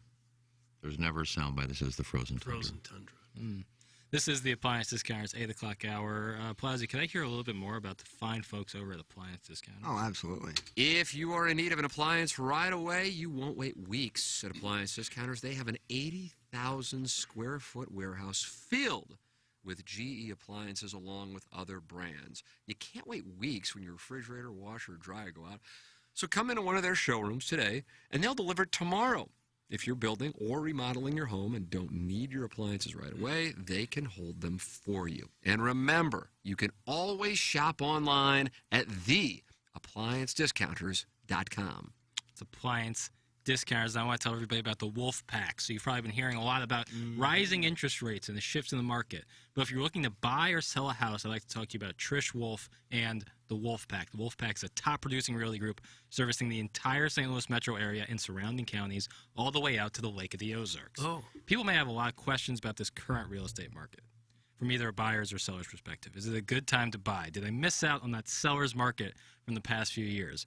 Well, over at the Wolfpack, they have all the answers and more. They're powered by Worth Clark Realty. You give them a call at 314-807-WOLF, and you get right down to business. They have knowledgeable agents with excellent strategies, and they are ready to work for you. You don't believe me? Here are some stats. The Wolfpack is the top 5% nationwide on Zillow. And if you're selling your house, Doug, the Wolfpack told me that on average they will sell that home at 11% over the list price. Really? Are you kidding me? I mean, that simply blows away the other realtors in the market. So whether you're buying or selling your house, the only realty group you need is the Wolfpack. They will save you money on the buy side, and they'll make you money on the sell side. It's just that simple. Call them at 314-807-WOLF or visit their website. That's trishwolf.com. You boys were talking about NFL films. Has anyone here watched any of Hard Knocks? With This the year? Lions. The Lions this year. Love the coach. Dan Campbell. NFL is the one thing that I can't watch random teams. I'm just dedicated to the Packers. And It is an NFC North opponent. It is true. And again, I love Dan Campbell's style. People I do too. probably look a little crazy. I think a player coach is the way to go. But Hard Knocks was great at the beginning because you never got to see that sort of behind the scenes. But eventually gets kind of stale. Yeah, I watched the first one in hopes of Doug, their punter. His name's Jack Fox. Yeah, from Ladue. Yes, me and him went to elementary school together, middle school together, and of course high school. And he's a year older than me. Great guy, incredible guy. He's a punter at Rice, incredible punter. And so I was hoping to see him. Not one shot of him. Really? There's not. He led the league in punting. Yeah, one year, there's didn't not he? one. I'm sure by the end of I think they do like 6 or 7 episodes. I'm sure they'll get like at least a video of him. But Now, is he related to Sam Fox? I don't think so. I don't think so. Vivica I don't know the Foxes he is or is Megan. not related to. I know he's not related to Megan. I can tell Bud you that. Fox. Well, Sam Fox is a really big deal in St. Louis. I think in One of the 06, wealthiest people in town. in 06 or 07, the Chiefs had Hard Knocks, and a Canton legend named Boomer Grigsby was a 4-time All-American, and I think NCAA tackle leader still at Illinois State University. He got drafted in the 4th round, and him and Larry Johnson became big buddy because they're huge hunters. And so they went out hunting a bunch, and he was a key piece in Hard Knocks. And I thought that was pretty cool to see somebody. Boomer Grigsby. Boomer Grigsby. Sounds like a fake name. Now he is, I think, the play-by-play or color analyst for ISU football. But Oh, yeah. legend. If you look up his stats, absolutely legendary. 150 plus tackles each and every year. Consensus All-American. Yeah, I started watching it, like I said, just to hopefully see my buddy Jack on there. It's fine. But I get caught up, man. They do a really, really, really good job with Hard Knocks. Like I have less than zero interest in the Detroit Lions this season, but I like Dan Campbell. I find him fun. I find him at least that he's kind of like he almost looks like he's gonna cry every time he talks. But I do like what they do, and Liev Schreiber as the great the voice. narrator is really he is. Oh, he's been narrating that since the beginning of it. I want to say. I guess I didn't know who.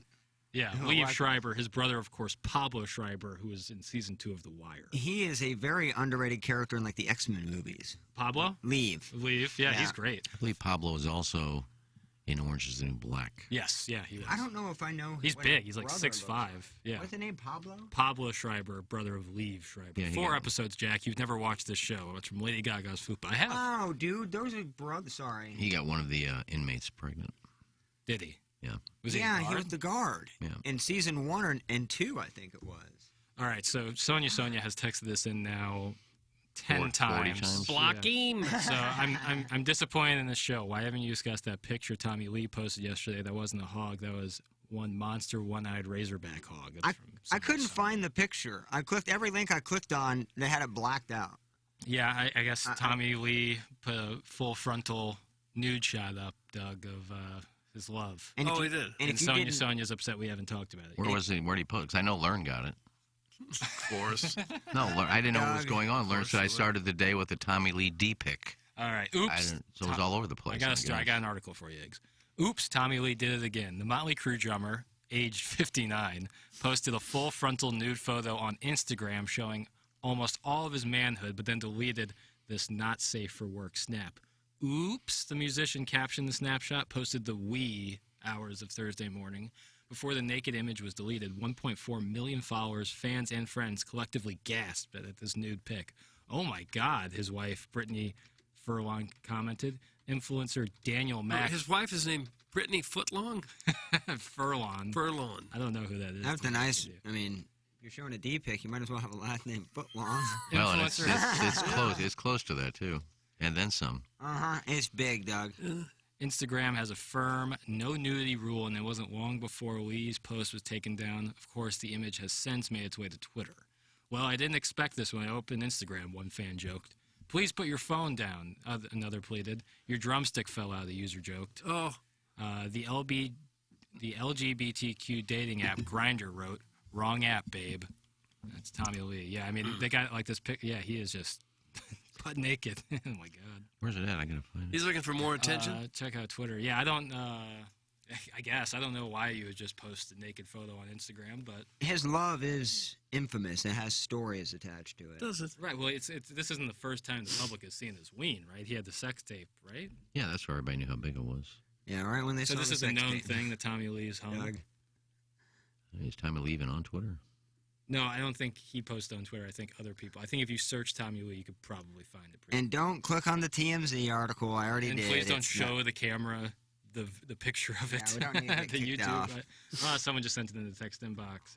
And Nice. Thanks. I needed that. Okay, sure, Tommy. Iggy's really interested in. Make sure the I want to see what a 60-year-old penis looks like. Oh, just look in the mirror. If Nice, it's shrunk or Doug. not. I can't really see that. Okay, well. Okay, he's probably old enough to know better at this point, isn't he? He doesn't care. I guess not.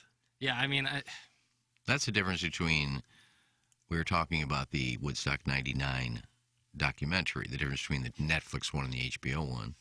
Netflix had Flea from Red Hot Chili Peppers doing like a 7-minute song, dancing on stage naked, and his ween's all over the place. Yeah, I can So I guess these rockers decide, we'll just show our ween when we can. Oh, they're so strung out on drugs, they don't know what they're doing. I don't know. I think if you're a popular band and you show on the stage naked, you're going to get the girl going. Although, like, in terms of your male audience, Yeah, I they don't know. want to see that. Iggy Pop's pulled his out. Well, it's one thing A few pulling it times. out and another to be naked on stage. Well, he and was unable actually to fondling unpull it in St. Louis. Oh, I went to me and Keith Kornfeld went to the concert with Sue Swanson and Shelley Steininger. Sure you did. They had None of them sound real. They had tickets up in like third row, and Keith and I were up in the balcony, which I think was probably the Fox or American Theater. And at one point, I asked Keith, I said, did he just pull it out? Looks like he pulled it out. And after the concert, we asked Shelley and Sue, and she goes, yeah, he was actually playing with it. Oh. So he's done that a couple times. I don't know what Jim Morrison's done. It's not great entertainment. Yeah, I don't know why male singers just decided to pull their thing out. I wouldn't do it as an encore. On stage? Yeah. They would do it on stage? Yeah, in the middle of a song. Just. I suppose they could get arrested for that. 100%. But If it's an all ages show, this is actually a storyline in the show Dave with Lil Dicky. If it's an all ages show, then you'd be flashing. Dude, Well, some people have. I think Jim Morrison got arrested when he did it for nudity. Yeah. Flea was naked on stage, and there were like 14-year-olds. Right, that would be That's, no, he could have, and there were 14. But this was also 99. And one of the girls in the documentary was 14 when she went there. She talked about being a 14-year-old. Yeah, I guess if the police wanted to do something, they could, but they're not going to go arrest the guy for dancing or nudity all over the place at Woodstock. No, women do it. I think Courtney Love did it when she was with Hole. She just, in the middle of a song, just pulled her top down. The band's name was Hole? Yeah, that's the name of her band. Was it H-O-L-E? H-O-L-E? Yeah. Really? God. Can we get them on? Kind of a punk. You think we can get Courtney Love on? I don't believe so. You could. Imagine booking an act. Yeah, we're named Hole. Yeah, she just, in the middle of the song, just pulled her top down and her boobs are hanging out. And some other. You got to see it in that. I'm seeing Hole. There was one girl that it was like a few weeks ago. Just pulled her pants down and as she was singing was peeing on the stage. And she peed into the crowd. Who did that? Our culture is just collapsing all around us. She pulled her pants down, squatted down, started peeing, and then started peeing on the crowd. Imagine opening for Hole. Clip that off. I mean, what's happened to our country, really? What's happened? Well, that would have been like, what, in the late 90s? Yeah, you can Google it or go to YouTube and just type in Hole, Courtney Love topless, and it's actually it's one of their better songs. Actually, it's a great song. And then people are taking pictures, and she'll stuff. I own that footage. Well, pull your top back up. You don't own anything if they're taking it. Brutal show without Tim. That's from G-Man in the YouTube. Yeah. So I actually always think the best when people listen. complain instead of just turning off the show. I forgot my Gotta coffee. let us know. Hey, you know what they you say, leave it Doug? again? I forgot my coffee. You know what they say, You got Doug? it in your hand. You don't have to be an airplane. You don't have to announce your departure. Yeah, we're fine with it. And I thought the show has not been terrible. It's not like we overloaded with Cardinal talk or. I thought. Make that the title of the segment. This show isn't that terrible. Some very hot prison talk. Poop, Yeah. colonoscopies, Yeah. Sable. Sable. No, the NFL film, The Sable. Oh, yeah. Kardashian basically just shows her dirt star on Instagram and is considered an icon. That's from Birthday Home. Yeah, that's where we are in this country right now. It's really kind of sad to see it fall apart That like this. family, the way they can manipulate young girls and then become billionaires off of sex tapes and thinking they're role models of any kind is. You're anti-Kardashian, eh? I think they're horrible for America. They're an absolute cesspool. They do nothing there's no positive outlook that you can have. They're just awful people. They fuel off of drama and just Well, I mean, just to play devil's advocate, the reason that they are so popular is because people consume it. If they weren't so agree. popular, they wouldn't be so rich. 100% agree. They are. I mean, they have a big following. Time to look inward, I guess. More big hog talk, please. Thanks, boys. Great show. It's from Bobby Tejas. Now that's a text that you can set your watch to. Yeah, pick us up a little bit. If you re-listen to the show, Iggy said, "Let me see it," like 4 or 5 times. He was in. Yeah. He was really wanting to see it. that. And now that he's seen it, he left. Yeah, He got him left. Where did Private bathroom. Where did he just go? I don't know. Get more coffee? He said he forgot his coffee as he picked up his coffee. There he is. So you said you forgot your coffee, but you picked up your No, coffee. I forgot. I'm done with coffee. I forgot water. No, you put water in that? Yeah, and this was coffee, so I went to put ice in Okay, don't shake it up like Do you that. thoroughly wash it, or you have like coffee remnants? No, I wash it out. Yeah, because that's the same way. I can't have another drink in a drink in a cup. Yeah. I don't want coffee water. Taste that film. Oh, can you? Jackson is a Kardashian stan. That's from the 314. I am not. I've never seen their program. I'm aware of some of their relationships, both the Kardashian and Jenner family, but No, I'm not. I wouldn't consider myself a Kardashian stan. And you hear about stories of like their assistants and some of the workers like not getting paid. They're How do billionaires not pay their bill? I never understood that. Is that an oversight? Is it just? But yeah, I couldn't tell you on that. Like, what bill aren't they paying? Like they've had assistants that have had to like shove out their own dime for food, gas, etc., to go run errands for them, and then they stiff them and don't pay them. Is Kim K a billionaire? I know Kylie Jenner is. No, I don't think so. No, she ain't. Well, with that Kanye divorce, she will be for sure. I mean, she'll. No, Kanye wasn't very liquid at the time with their. As far as he was asking. Yeah, but he's a billionaire now. But she may get that Montana ranch. His Wyoming thing. Yeah, that one is just. That was another interview I did where I never saw the show, and I talked about it with. You interviewed Kim Kardashian? Bruce Jenner. Oh, okay. And we talked about it was the 2-part Kim getting married to Kanye. No, she was getting married to the basketball player. Chris Humphries. Chris Humphries. Great rebounder. Yeah, and that was number 43. Didn't like the number. I'll be honest. Yeah, Brooklyn Nets. And I told Bruce, I said, Bruce, finally happening. I've loved the show, and we're all ready. She's getting married. It's happening. I'm walking her down the aisle. It's happening. I've never seen an episode. How do billionaires not pay their bills? Fellas, show has been fine, but I don't have time to call in today. It's from the Total Package. No, that's a shame. Steve McKee of North County phone lines 636-900-4TMA, and there's someone in the YouTube chat. I interviewed Bruce Jenner a time or two also, and he couldn't have been nicer. He's a he was very great. nice guy. I met him on the golf course one time. We didn't interview him, but he was in town for a tournament. Hey boys, loving today's tales from Kenny's early days. Just curious, when you say spring break, do you mean when you were actually enrolled in school, or that one time you and your buddies drove down to Florida during the winter? That's from Big Tuft. Yeah. First 2 years were actually spring break. And then I wasn't in school anymore. And we went wherever spring break whenever it was cold outside. You kind of went wherever the wind would blow you. Yeah, that's when I met that cheerleader. You're a drifter. Jackson, can you say my name so I can finish? Thanks. Okay. Ryan Davis. Oh.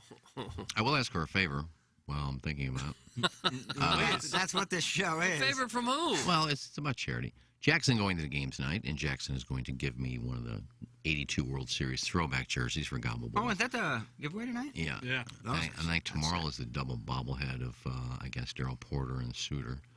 Because they're celebrating the 82. A lot of those guys are in town for the weekend. Yeah, Keith too. Hernandez said he'll be here for that. That's pretty sweet. 40 years, Doug. 40 years ago. Boy, it goes fast. What a terrible trade. So my question is, Jackson's going to take care of the 82 throwback jersey. If anybody's going to the game Sunday, they're giving away a mystery player 82 World Series ring. If you have an extra one of those, I'd love it for Gobble Bowl. If not, no big deal. But a lot of people go to the games and they get like 4 of them, and I don't need 4 of them. So if you do have an extra one from Sunday, you can just DM me. I'll find a way to get it for you from Gobble Bowl. So I just ask. I don't have a ton of the giveaways this year like I have in the past. So if you get one and you have an extra one, let me know. Thank you. I love the black trash bag guy with like 15 bobbleheads just carrying them down. No, like 100. They buy hundreds of tickets for $5, and then they bring like 4 kids with them that they'll pay like $20 to do this for 2 hours, and in and out of the turnstile, throw the bobbleheads to the guy with the bag and hand him tickets back in, like a revolving door for 2 hours. And then sell them on eBay for $50. Sell them on eBay, yeah.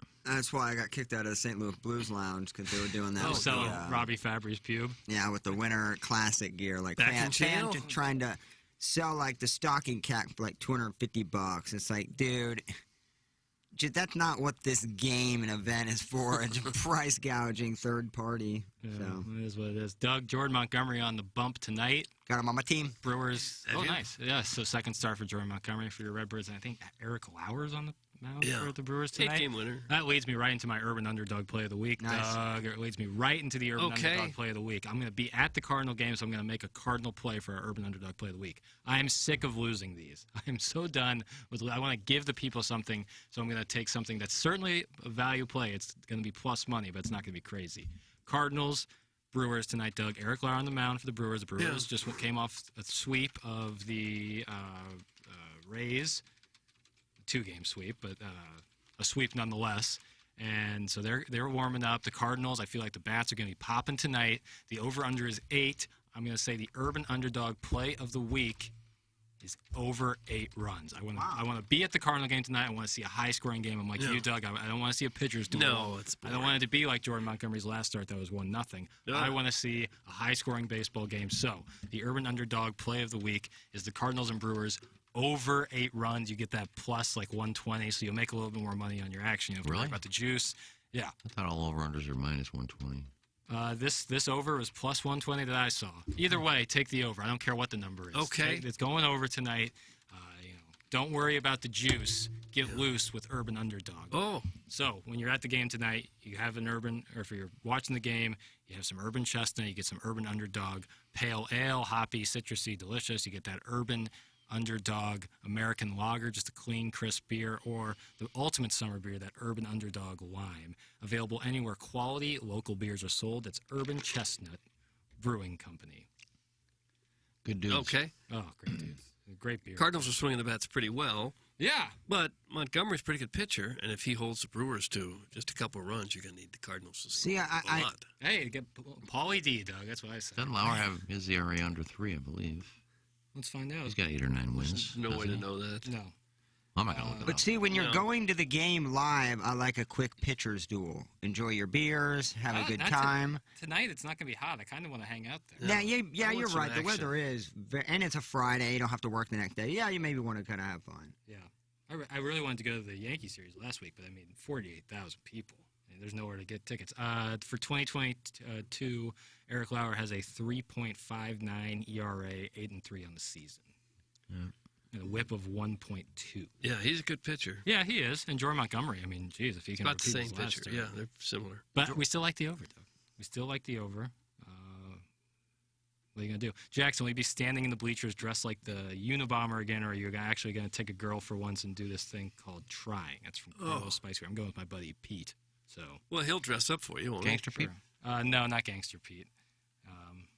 Sorry. But it is Friday, and that means it's time for, I guess, Iggy's, but the drops of the week. All right, hit the lever, Plowsy. Iggy's Drops of the Week. Why do you trip on a toilet? Am I wrong for not knowing who Ian Heche is? My slippers cost more than anything in your closet. You know who will send you a crazy trade is that damn non-K. That's looped out to right field. Can we talk about how you became a made man at Normandy? I've never been a babe guy. Oh. Just resend your recension. Public will advertise it like we'll give you our Cardinal takes and, break down Missouri's schedule. But in reality, we just basically get you off. I love the idea. We should go private with the people who are watching on YouTube right now. I don't think I ever went private. I got a 3-bet that. She's not a dental assistant. She's a hairdresser. You stole the show again. I'm done taking your polls. You want to get people ready for the Rockies game? Is that tonight? Yeah, the girl will try to take my bowling ball. I can't help it if I go out and people know who I am. So the last thing I want is attention. So we're going to go private with a male listener or just any listener? Oh, and I got something yesterday. I'm thinking. Oh, yeah, back to you. I'm in the process of rewatching NYPD Blue. Yeah, what's the subject? Your tombs? In the beginning, we talked. I dipped my hands in some sexting with guys. Yeah. My Gabe is fine with that. I'd spend $3,000 for Napoleon's penis if I knew it was real. Multi-level marketing swingers. I'd recommend going back and listen to some of Tim's older interviews. You want employees like me and Plowsy. Why? I wanted to do an Instagram post because I'm all about content. I was talking to the guy out there playing with the fountain. How long ago did you do them? I'm more into the strangers. She has a penis. And Tim, I'm going to show, if you don't mind, hijacking for 1 second. It's a giant Dutch oven in here. So I think I had a little to do with it. And Jay Williamson knows who I am. I don't care if the listeners get their hats or not. Didn't something happen to him? Yeah. Well, yeah, he killed somebody. Oh, that's what it was. I don't know anything about computers. I really don't. I'm dumb. Tuesday I was cybering with Bill's wife. That was Iggy's Drops of the Week. Those were heavy. Okay. Those were really, And that reminds really me, that those drops of the week remind me, we got some things to tease for next. Of course, we have the Lemmings Open coming up August 22nd. Those tickets go on sale, $85. Tournament is September 23rd. Get there, tmastl.com, 8 a.m. on August 22nd. Get those tickets in there. Get your foursome together. You get all your beer from Michelob Ultra. You get all the food from Uncle Leo's. Donut Drive-In will be there. It's going to be a great time. Can't wait for the Lemmings Open. But Monday at 9 o'clock, we will have Joey Zanaboni on the presentation. What a calling little treat. in. He'll be broadcasting the game August 17th, Mariners and Angels, and he'll be coming on the show on Monday at 9 a.m. So it's going to be awesome to talk to him. And then Iggy is going to be a guest on Lisa Ann's podcast. Sick. Iggy, you want to tell the folks a little bit more about that? Yeah, I don't know what we're talking about. Were you listening just now or zoned out? Yeah, no, I'm listening. I don't So you're know. saying you don't know what you and Lisa Ann are going to talk about? No, yeah, I'll be on our podcast Tuesday. The Lisa Ann Experience? The Lisa Ann Experience, thanks to Jackson using his laptop. You figured it out? Yeah, it'll be all right. We can do it on his laptop. Yeah. So yeah, I'm going to tape that with Lisa Ann. She's had some big guests on there, so I'm kind of honored that she asked me for some reason. So do you have any idea what you're going to talk about on there with her? I think she said topics like, how we met, her coming on and doing a fantasy football show with her, promote that. You worry about getting too popular, though? Yeah. So I feel like this could potentially, I'm serious here, like, get you a lot of followers. Because there's a lot of people out there that love Lisa Ann, Yeah, I mean, she me has included. 4 million Instagram followers. Yeah, And it's like- already hard for you to go to a restaurant or just be a normal person. Yeah, they could, popularity. like, catapult you to, like, the next stratosphere. See, I don't. If I was an influencer, yeah, I would want all these followers because I can say, look, I've got 4 million followers. I make money. I thought you're all about content. But I don't care about. I don't even know how many followers I have on Instagram or Twitter. Well, it's pretty easy to look and see. Yeah, but I'm I gonna haven't look at looked- Twitter. I I haven't think looked. you'll I don't get care. No, You're looking for more? It's probably worth under 3,000. I don't know. I mean, if I get more, fine. But I don't do that much on Twitter, so I don't know what they're expecting if I get followers from Lisa Ann, and who's not even posting anything. So I don't really use it for anything to say, look at all the followers I have. Yeah, but what a wonderful... 4,800 Twitter followers. for Iggy. Nice. Look at Iggs. Look at that brand. That's not really a lot compared to some of these other people. Whoa, Four times the amount as I have. Yeah, like I wouldn't poo-poo that at all. I have 4,900. Me and you are in the same stratosphere. Look at the Probably the same people following us. Want to do a race to a 5,000? Well, it'd probably be more because I've probably blocked about 5,000. 5,000? You blocked a lot of people. So you should have 10,000 followers.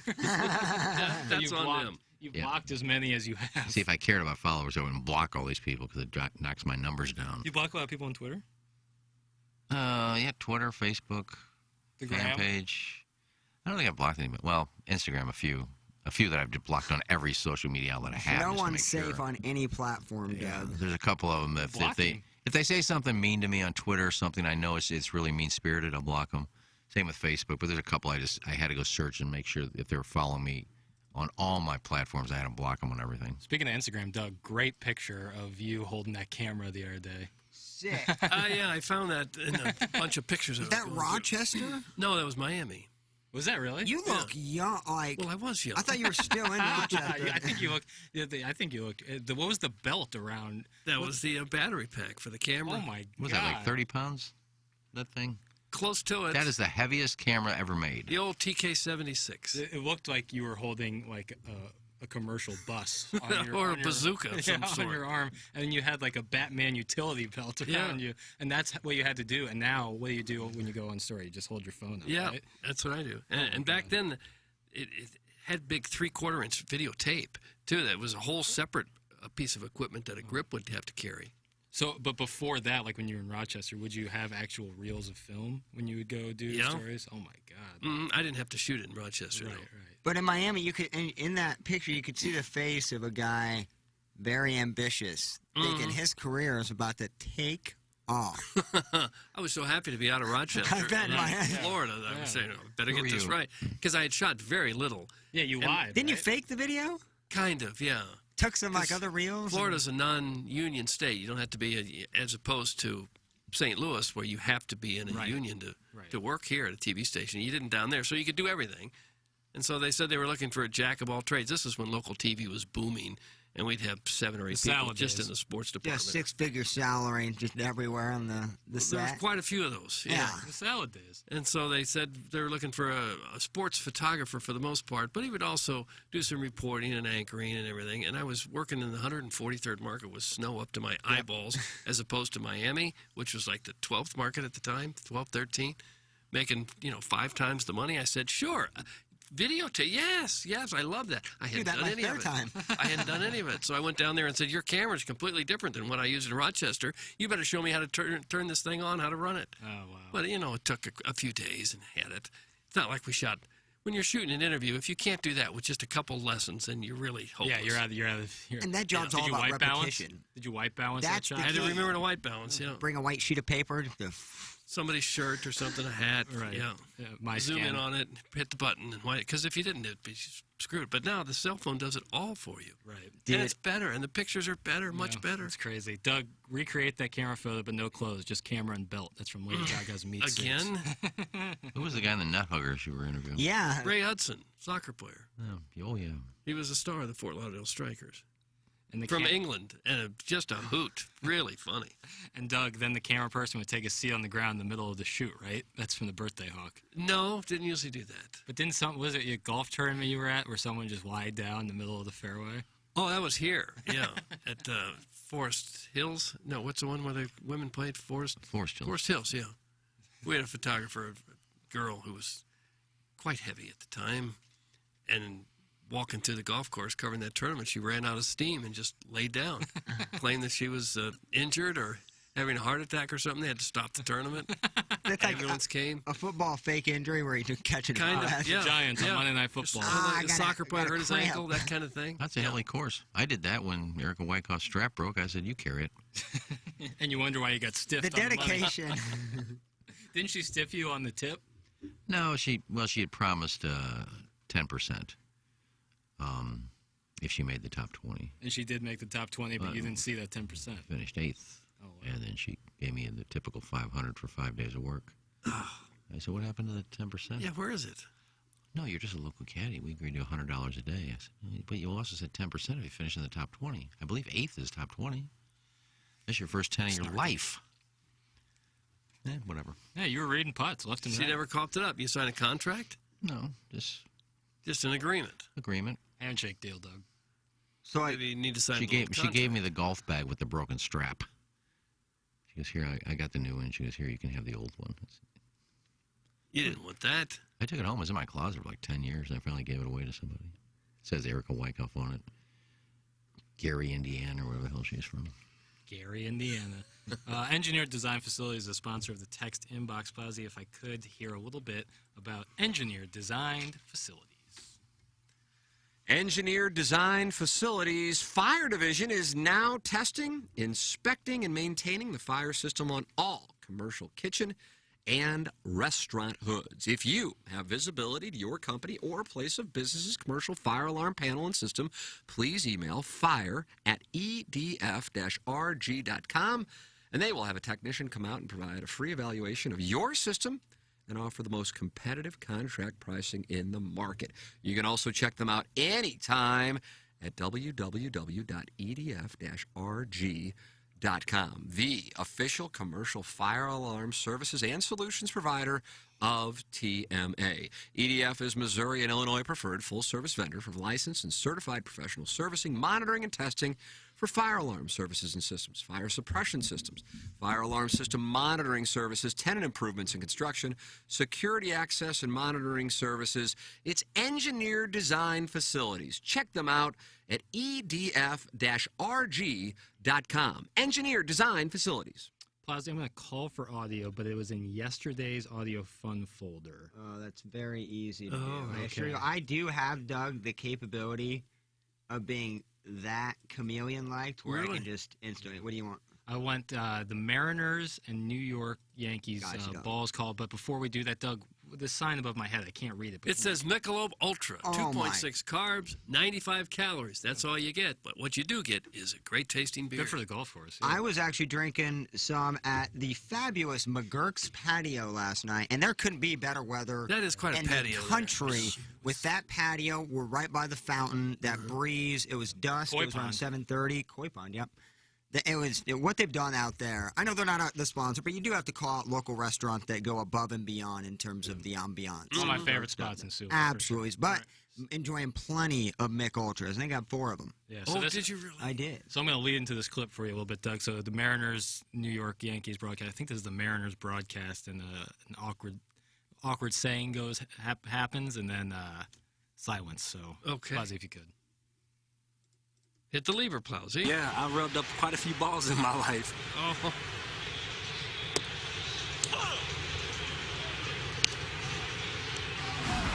laughing? Nothing after that. Sure, it was a good learning experience. Now, I edited that. There was more like 30 to 40 seconds of silence that I didn't necessarily want played. And then one of the broadcasters after the game on Instagram, there was a lot of that video was going around everywhere, and he reposted and said, we all had our mute buttons on because we were laughing uproariously. Who was it who said that? I can't. I wish I could say it's bad hosting on my part to not know who it was, but I do not know. But that was on the Mariners broadcast. I found it. It was a mix of like a Francesa clip, mixed like Frank Opinion when Big Al introduced himself and said, "Welcome home, Frank. Be okay." Like that, just awkward. Welcome home, Frank. Big Al from the morning show. Not really. From the morning show. Okay. Can we hear that real quick? Yeah. Oh, yeah. Again, Doug, I am delightful to hear capable of that. doing this They make type me laugh of thing. every single time. Okay. Well, yeah, we'll play the entire, like not the entire clip, but from the beginning at least. Okay, I'd like to hear it. Hit the lever, Plowsy. There we go. Go ahead, hit the lever, Plowsy. This would be Al. Hello, Al. How are you? Welcome home, Frank. Big Al from the morning show.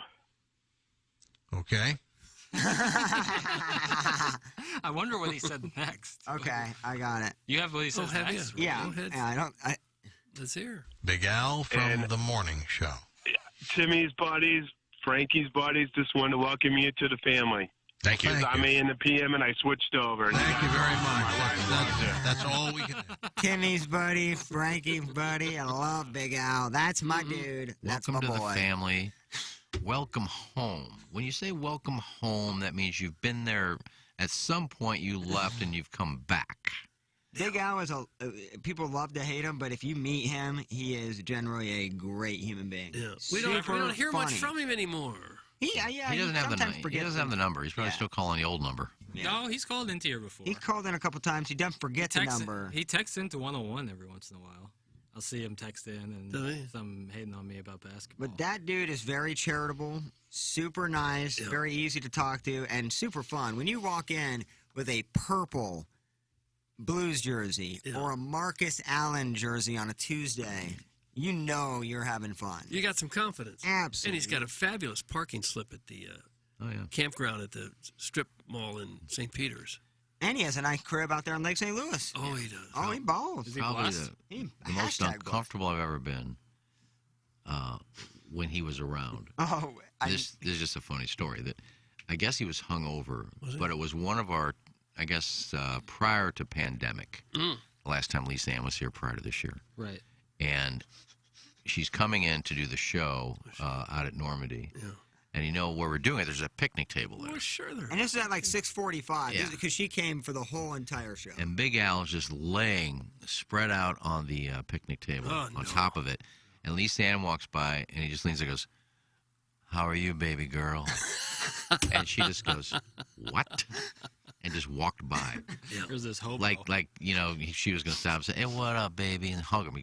"What's up, baby girl?" And she's, "What?" Just walked right by. I happen to be enjoying myself with Big Al in my vehicle about 10 minutes before that, and actually got to witness it with Iggy, and it was absolutely. Lisa's reaction was one of a kind. It's probably very weird to be in her line of work, and everybody who sees her thinks that she's still in character in her line of work, and she just kind of wants to be a normal person, and people, I'm sure, will say some of the most ridiculous, offensive things to her that you could possibly say. I'll give you an example to show you how professional she is compared to. Yeah, she's great. There could be some other porn stars we would get at the event, and they would be spread eagle naked in front of the whole. What? By 15 minutes into the tournament. Yeah. Because hey, we're porn stars. That's what we do. So we're going to be naked. And, she was out in a hole, and a female golfer who was playing in the event came up to her and said, Patty Berg? No, I won't give the name. Oh. She just said, Lopez? You have the most. Joanne Carner? You have the most tremendous, and she didn't say breast, she said tees. Can I feel them? And she goes, well, you can go over to the Hustler Club and pay a couple $100. I'm sure they'll let you feel your boobs, but not here. Oh. So she's very professional when she gets out there. Well, she's made the turn. I mean, she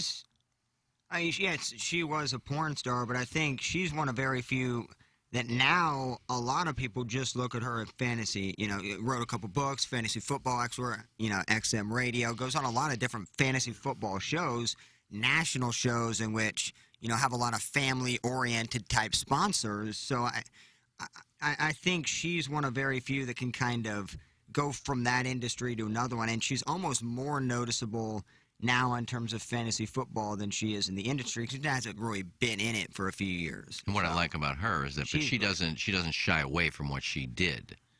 Like when she comes on here, she'll answer the two-part questions.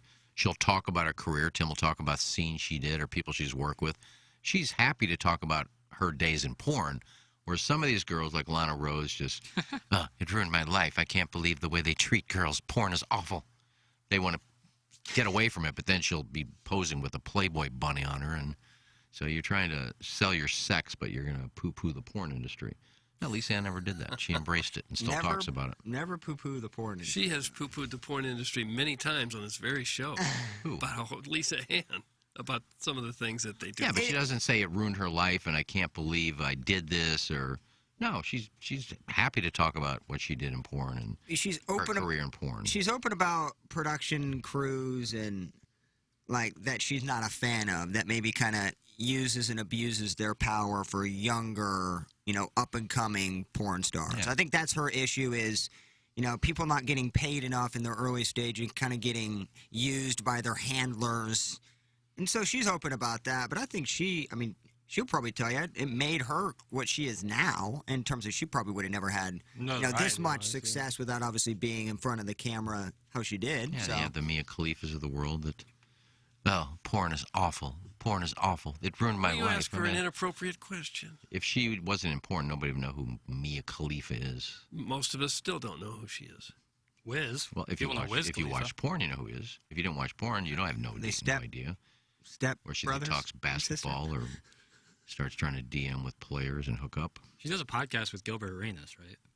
Agent Zero. Yeah, of course it's Gil. Mia Khalifa was in Deshaun Watson's house a couple weeks ago. Oh, I saw that video of that. Wearing a maid outfit. Yeah, I saw that. Not a great look for a guy. I don't know if that was... I think that might have been an old video. It could have been, but it leaked at a perfect time. Yeah, Didn't Sammy Khalifa play shortstop for the Pirates? Sammy Khalifa, Doug. I don't know who that is. Yeah, you're bringing it up. I can look it up. I think he look did. it up. I think he was a Pirate shortstop. Khalifa. Was he playing 30 years before Jackson was born? No, he was probably 90s. Okay. He's 58 now, and he was an infielder for the Pittsburgh Pirates Yeah. from 1985 through 1987. And of course, 85 to 87, that's all? That's when that's what Wikipedia claims. Yeah, that's a good brain for you. Usually, those guys play a lot longer. He was retired you have to remember what. Well, here you go. He retired from baseball when his father, Rashad Khalifa, was murdered in 1990. Oh, wow. Yeah, so unfortunate. Nice job, Doug. Way to bring this last segment. Oh, well, sorry, I just remember Sammy. With that news, we will we're gonna pitch. We're gonna Sorry. close out our appliance I discounters. didn't know. 8 o'clock hour appliance discounters, your hometown appliance source for major brands. Like G will be coming up next with the Maggie O'Brien's 9 o'clock hour. We'll have the Bertarelli Cutlery Cuts of the week, and we'll have the Design Air Heating and Cooling email of the day. That's all coming up next in the Maggie O'Brien's 9 o'clock hour. That closes out the appliance discounters 8 o'clock hour here on the Ryan Kelly Morning After live from the Michelob Ultra Studios. You can get an insurance quote anywhere. Ask yourself, what is my provider doing for me? Do I have to hit prompts? Do I have to deal with chatbots? Am I put on hold? Is it always a different person? Are they local? Are they proactive in the community? Do they represent the #1 provider of auto and home insurance in the U.S.? The James Carlton State Farm team is comprised of individuals right here in your neighborhood. We are out supporting our Blues, Cardinals, Bills, and Tigers. Do something new in 22 and kick the out-of-town companies to the curb. Give us a call or go online to carltoninsurance.net. If your insurance costs a leg and an arm, call James Carlton, State Farm. Okay. Hot takes. Yeah. Pepperoncini. Pepperoncini. And now the Pepperoncini Show with Darren Atkins and Ken Stroh. All right, take it, fellas. There it is. That's the open. Pepperoncini. Pepperoncini. Pepperoncini. Pepperoncini. Pepperoncini. Pepperoncini. Pepperoncini. Pepperoncini. We don't know what it is. We don't understand the name. We just know it's stupid. And it's available every weekday, featuring Iggy and the Plowboy. Apparently it's some kind of a podcast or something. Available at TMASTL.com and on the TMASTL mobile app. Whatever.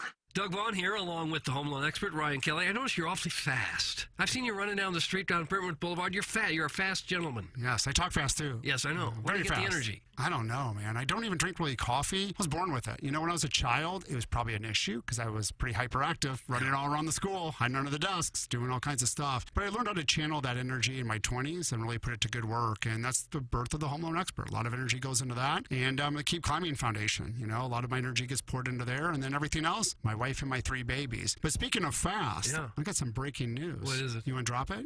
Yeah, sure. Drum roll, anything? TheHomeLoanExpert.com, home of the 10-day closing guarantee. Oh, for heaven's sakes. 10 days, I'll close your loan, refi or purchase. That seems fast to me. Super faster than I run down Brentwood, I'll tell you. It's quick. It's quick, though. Buying a home, thinking about a refinance, I can make that happen. 10-day closing guarantee. You'll be in the home of your dreams by the end of the month. Apply online today at TheHomeLoanExpert.com. I'm a lemon, he's a lemon, she's a lemon, we're all lemmings. Wouldn't you like to be a lemming too?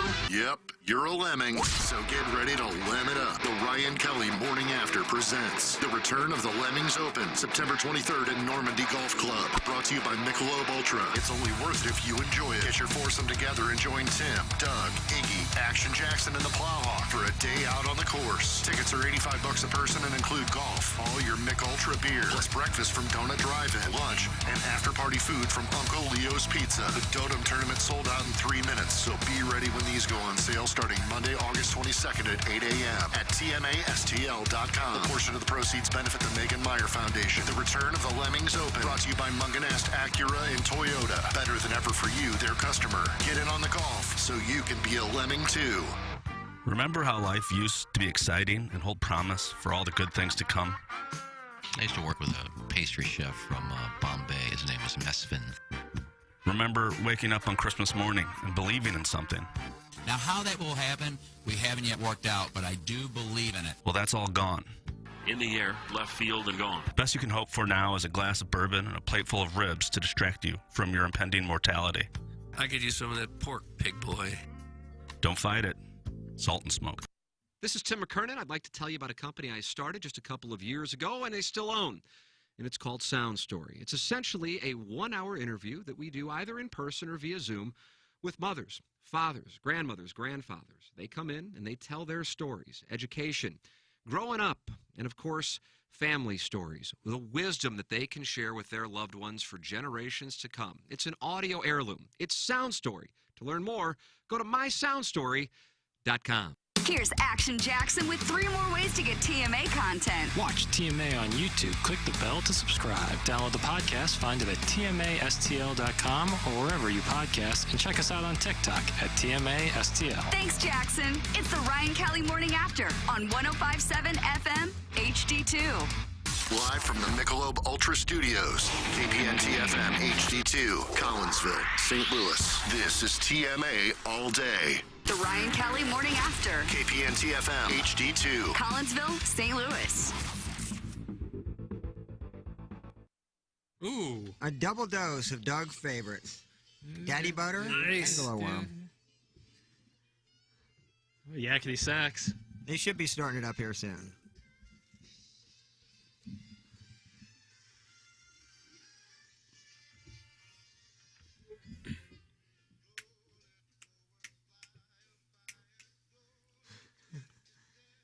What a happy little tune.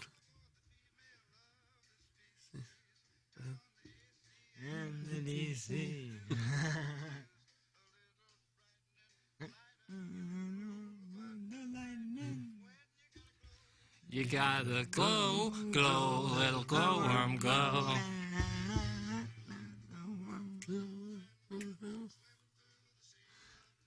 Be funny if like Drake did a remix of this. You should. Don't you like this song? Love this song. I love this song, Doug.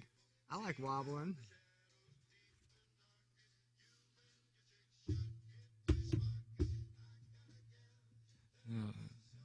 Glow, little glowworm, glow.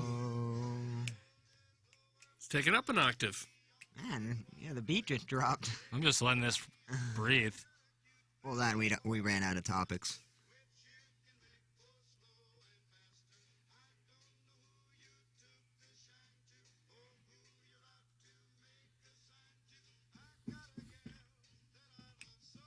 Glow, little glowworm glow.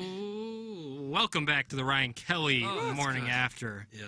This is the Maggie O'Brien's 9 o'clock hour. Maggie O'Brien's Catch the Game of the Pint in one of the two locations, Sunset Hills or downtown. What a great song. I really do like Glowworm. It's fantastic. Compare that to some of the crap that gets released today. Well, I like current music, but I think there's always place to know your origins, and that was, it's just a fun little tune. It really is. It swings. It's got a great tune. chorus. It's catchy. Mm-hmm.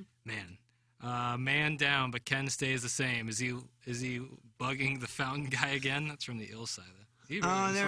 He's looking for a guy because somebody's dropping off like a replica ring, and there's a guy with Illinois plates in like a Mustang. It clearly looked like the guy because he came from Chicago. Not just to drop off a replica I was going to say not just to drop it off, but all those signs point at the guy. But Iggy was too afraid to go and ask, so I think we're just going to have an old-fashioned awkward standoff out there of a dude parked illegally in a Camaro waiting for a 65-year-old smoker. I think if you drove all the way from Chicago with this, you'd probably get out of the car and look around and say, hey, I've been driving for 5 hours. Yeah. Who am I supposed to meet? I'd like to stretch my legs. I get a soda or something out of this. I think that's a different guy. I think it's the wrong guy. Are you taking requests? If so, I would like Doug to do the Muni jingle featuring the Pirates of Penzance. Oh. That's from Caller Ellen. Meet me at the Muni. Hey. The Muni at Forest Park. This week at the Muni, the Pirates at Penzance. You'll walk the plank, you'll laugh, you'll just love it. Nice. You dig it. Was it the guy, Iggs? That was great. Oh, he got it. Nice. I knew it was the guy. No, that's the World Series, or the Stanley Cup. You had one yesterday also. I know, and this guy had one from Chicago. He brought by. He drove all the way from Chicago with that. No, he lives there, but he was in St. Louis. I think his office is here. And I'd forgotten it like 3 months ago. He told me he had one. And Sarah just happened to reach out and said, I have one. I said, great, I don't have one. And then he reached out yesterday, said, I'm in town. So I got two for Gobble, but that's not the 82 World Series ring. No, that's the 2019 Stanley Cup Championship ring. I still need that. You got it right there. I know, now I have two. So thanks to Pete for doing that. Okay. Thanks, Pete. I'm gonna Your friend Pete, you know the game tonight with this guy? Not that guy. I'm going with Private Citizen Pete. Great guy. So I have a story here that because Plowsy was out when Bill Russell passed away. I was. And so I figured we'd bring this up and say if you hate NBA, keep it to yourself. I don't care. The NBA retires Bill Russell's number league-wide, who will be the last player to wear number 6. That means number 6 after, so they're grandfathering in anyone who wears 6 currently, LeBron James being one that comes immediately to mind. But after that, no one will ever wear number 6 again in the National Basketball Association. In honor of the legendary Bill Russell, the NBA retired his number league-wide on Thursday. Nobody will wear number 6 for the Orlando Magic or Sacramento Kings again. Actually, even before this news, no one's going to wear number 6 for the Magic or Kings. Both franchises retired it for the 6th man. Players wearing number 6 going into next season will be grandfathered in. Should these players change teams, they will be able to continue wearing number 6. But the main headline is number 6 retired across the league, and I think that's awesome. So 23 is retired, and then 99 in hockey's retired. 23 is not retired. I think the only other one is Jackie Robinson. Jackie Robinson, and in NHL, no one wears 99. That's like a code of ethics kind of thing. Probably unwritten rule. And I know Bill Russell's done a lot for the game, and I'm obviously critical of how many teams were in the league and the players, but I think it is a little bit of a stretch to be the first number in the NBA to be completely retired. Well, Michael Jordan, once he passes, I would assume 23. But it's not about their play. It's about what they did for the sport and their activism. That's more like Jackie Robinson isn't retired because of his play. It's because of what he did for the sport. Bill Russell was kind of the Muhammad Ali type of the NBA, I guess, and he was kind of the gold standard there. And your guy Oscar Robertson created free agency. He said that we deserve to be played. We generate the revenue like entertainers. We should be paid like entertainers, and that's essentially what created free agency. I think it's a good little gesture for the Russell family too. So I have no issue with it. I think that's it's a big gesture and league-wide. Now teams retired jerseys. Yeah. I don't think the Yankees have any single-digit players anymore. No. Every one of their single digits have been retired, I believe. The Cardinals are coming up on, they have 3 and 7 and 8 left. But the Yankees might have 6. Who's 6? think the Yankees do have 6. I think you're right on that, Doug. But Barrow was 8. You had one is retired because of Maris was 9. Yeah, Maris was 9. Mantle was 7. Babe Ruth 3. Jeter 2. DiMaggio 5. Lou Gehrig was 4, I believe. Yeah, I don't know that they got a 6 retired. Yeah, because A-Rod came from the Rangers and had to wear number 13. Because 3 was obviously retired with Babe Ruth. Billy Martin is number 1. 1, yeah, that's what I thought. Derek Jeter 2. Babe Ruth 3. Lou Gehrig 4. DiMaggio 5. Joe Torre 6. They retired his number? Yes. I mean, he did win 4 rings for Mickey Mantle 7. Yogi Berra 8. Bill Dickey, Maris also number 8, and Roger Maris 9. So they got none left. You cannot wear a single digit for That the Yankees. roster that you just now, that's incredible. It's I mean, insane, I just man. said this is in a row. I said Jeter, Ruth, Gehrig, DiMaggio, Torre, Mickey Mantle, Yogi Berra. That's Maris 9. Yeah. So could you pick a crazy, better? man. No, if you got to retire a number league wide, why not Babe Ruth's number 3? That's Talk about saving a sport. Right. Coming off the Black Sox scandal, and people are saying, baseball's fixed. The personality of him as well, kind of being that bigger than life, larger than life type figure. Maybe the NBA is. I don't know. I wouldn't say jumping the gun, but I think it's a good gesture. I think if you were to retire any former player's number, I think Bill Russell would be the only one that I would see a case to be made for. I get Jordan, but if I were the Celtics or even the Dodgers with Jackie Robinson, I think I might be upset that the other teams are claiming this guy. That's our guy. We get to retire that number. Exactly. He was ours. Well, Russell's Cardinals shouldn't have 42 up on the wall unless it's for Bruce Sutter. Engine 42. He was he belonged to the Dodgers. Right. I hear what you're saying. I didn't know this until recently. I don't know, recently, a couple of years ago.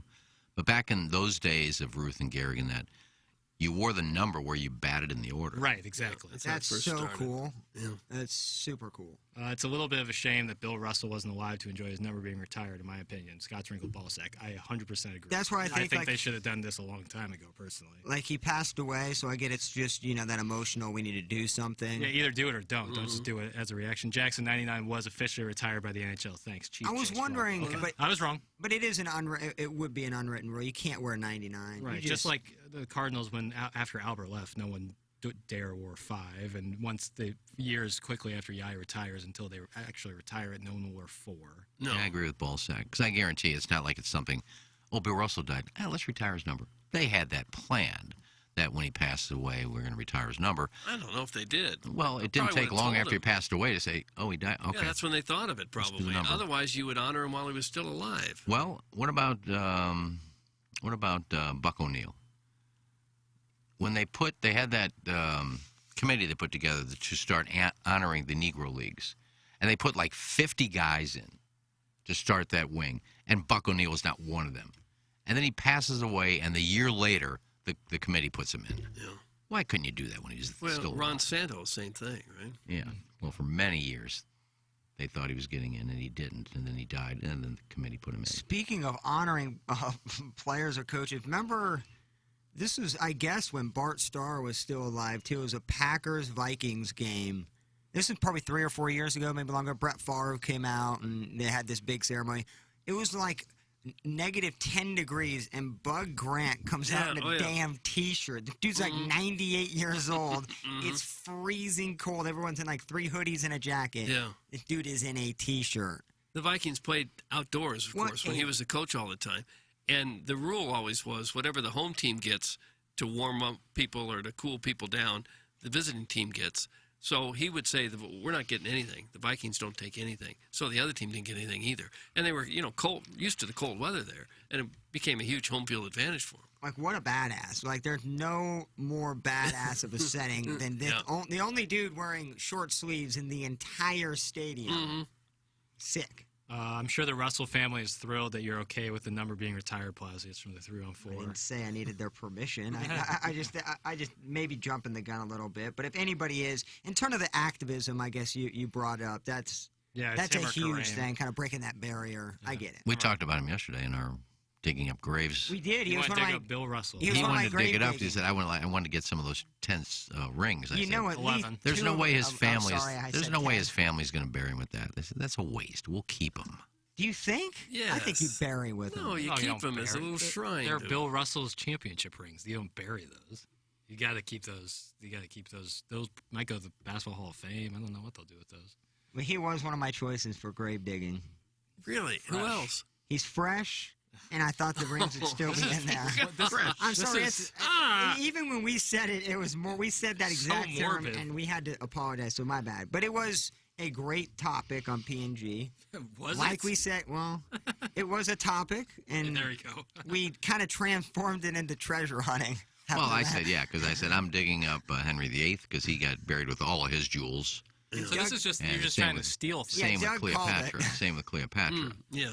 And I wanted to go down to the Titanic and kind of rob that sea grave. No, don't forget about, what is it, God. Merle or... Rob the Seagrave from all the people who lost their lives. Yeah, there's things down there. James Cameron's been down there. Wasn't it? Didn't you? Milton Berle was one of your choices. Yeah, I wanted to see if what happened. See if there's any way, because he's in one of those things in like the mosques, the Hollywood Hills thing, where you just go into a big closet. Yeah. So he's probably preserved. I just want to see if he really does have that big. But of a the hole in there. Titanic, there can't be much left from the Titanic, right? What was that, 1912? They can't get those little submarines into the Well, what's going to be safety left? deposit boxes. If you went on a trip, would you take all the money you had, or would you just take the money you needed for the trip? Some of those people had tons of money. They had their jewels. They weren't going back, Doug. This went- was they a haven't trek found all to those America. things. It wasn't a weekend getaway at Cabo. A diver hasn't. A diver hasn't gone down there. No, these are people coming back from America, man, or back to America. It went from London. It was going to New York, right? It was a luxury liners. There were some of the wealthiest people of the time. What about that jewel necklace that the old lady threw in there? That's still down there. Pack light? Oh, I don't I'm not think going to they bring would've my packed- I'm not going to bring my princess crown. Well, we have wealthy people who take trips now. They don't take everything with them. Well, it was different back then. I would think they brought a lot of stuff. Why was it so What about Rose? She threw her thing off the boat. They never found that. Doug, the heart of the sea is down there somewhere. We got to find it. But there's got to be things down there. I mean, a diver has not gone down there. Just little submarines that pick stuff up. A diver could get into the little nooks and crannies and open up. I think a diver has gone down there. They used to, but now it's an historic, preserved site. Well, so they you can't- not only they need can't get it permission, out, but you can't. I would still go down. I was talking to Iggy. The depth at which the Titanic is and where it is, that cold preserves a lot of. I'm not saying they're flesh bodied down there. I'm not saying that, but a lot of the memorabilia and stuff down there is much more preserved than it would be in a more tropical climate where the heat and all that kind of breaks down and deteriorates. If that's ice cold down there, a lot of things still could be in one piece. I mean, look at all the 110 years later, you think it's going to be in good shape at the bottom of the ocean. Now, you said good shape. I said in one piece. I think there's a big difference between that. But I think you could find some- Jewel silver, a jeweled necklace or a diamond necklace or ruby necklace. Those things don't deteriorate. That thing's laying somewhere. We got a lot of text. Oh, no. It's mausoleum, not mosque, numbnuts. Oh. A mosque is a Islamic house of worship. Okay, that's my- Mausoleum would be a tomb. I knew it started with an M. Now, Milton That's Berle's about not a in a co- mausoleum. He's in one of those. You just pull out the thing and you shove it in there and lock it. I believe that's what a mausoleum is. I think that's what a mausoleum. That's where I they thought a hid- mausoleum was just a big thing that you put one casket in. Well, that in Ozarks, that's where they hid all their money. Was That's a mausoleum. If you go to where all those Well, I mean, come on, that was like season 2. where all those celebrities are buried or not buried, it's like one big building, and then you have certain wings where George Burns is buried next to Gracie, but you pull it out and you put the casket in there and you push it back in. Yeah. My parents are buried in a mausoleum in the Ozarks. So what did you say they have in the Ozarks in the mausoleums? Well, it was like the guy they used to live with passed away, and they put him in a mausoleum, and that's where, in that mausoleum, obviously it's access to family members only, and that's where they kept all their drug money was in. Oh, so there could be drug money in my parents' Let's check mausoleum? it out. Hell yeah. Okay. I'm talking about a mausoleum is an external freestanding building constructed as a monument enclosing the intermittent space or burial chamber of a deceased person or people. A mausoleum without the person's remains is called a cenotaph. No issue with bugs. Probably doesn't deteriorate. Doesn't have the elements. I would assume. Well, it doesn't that's take up kinda a bunch of ground. Agreed. Look at the cemeteries, how much acreage is required. We're going to run out of What space. else? What else Ervik say in Caddyshack? Cemeteries and country clubs, biggest waste of prime real estate. Yeah. Also, there's some areas where the water table is so high. But now they're like problems. Yeah. Like New Orleans, you see everybody's buried above the ground. Mickey Rooney was on the Titanic for his honeymoon with Ava Gardner. Guess what? They didn't consummate the marriage, but both survived from Dogtown Astro. Did they? So, Doug, you would be surprised if there was super valuable, and let's not say artifact, because everything that you find from the Titanic probably valuable just because of the story, but let's say a ruby necklace or a crown of some kind. Why would there be a crown? You're 100% confident that there's no, I wouldn't say hidden treasure, but a couple of very valuable jewelry items down there. Don't you think people would have checked that out by now if there were? Potentially, but it is really, again, what Iggy said, now that it's a historical site as well, you don't really have even the ability to freelance it yourself. But it's been 110 years. It took them a while to actually, the first person to find the Titanic was in the 90s. Am I correct on that in terms of actually diving to see the site? It's only been 20 years since we've been down there. There's the famous diver Mel Fisher who did that in the Caribbean, made a whole career out of that. We were talking about how fun that would be. My friend Teddy Tucker just pretty much pillaged all of Bermuda. I thought Mel Fisher got some of it. In Bermuda? Teddy Tucker got most of the Bermuda shipwrecks. Okay. We became friends. I was at his house. Sure. He became a millionaire. Yeah. He had the maps for all of the wrecks in Bermuda and dove them all. Teddy Tucker, bro, is living it.